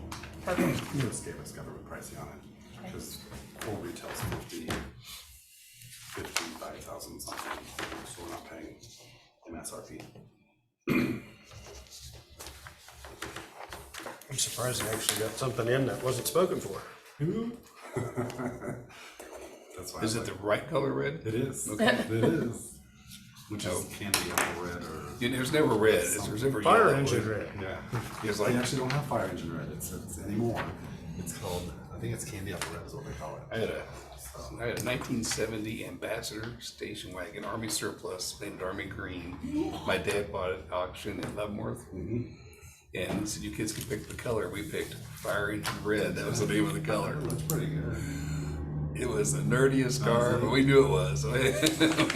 Take pride in it. Hey, we assured it. We all learned to drive in that thing. Right. You had something to drive. That was- They will vote Right. to be safe. Hey, sorry. I just wanna make sure because we're allowing Stacy to figure out the hours and the days and add an extra person for the tires. And we've, I wouldn't say for the tires. I would just say. for her, staff. right, but sorry, yes. Yeah.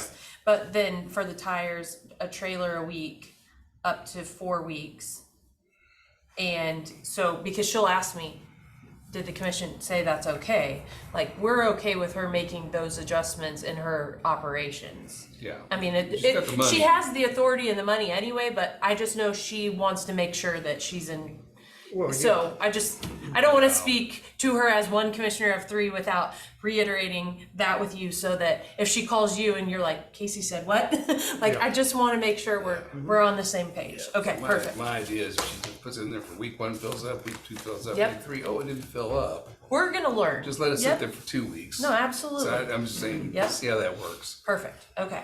I just wanted to make sure, because It'd just, be great if we could just say there'll be a trailer there the first Wednesday of every month or something like that. Just spread out during the year, you know, but yeah. I don't know. Well, and that's kind of the thing, we had this cleanup weekend, but really the cleanup needs to happen all year long, You can't just swoop in on 3 days and expect to make a big impact. It has to be all year long, a little at a time, Yeah. But anyway, okay, so nothing else on the agenda. Do I have a motion to adjourn?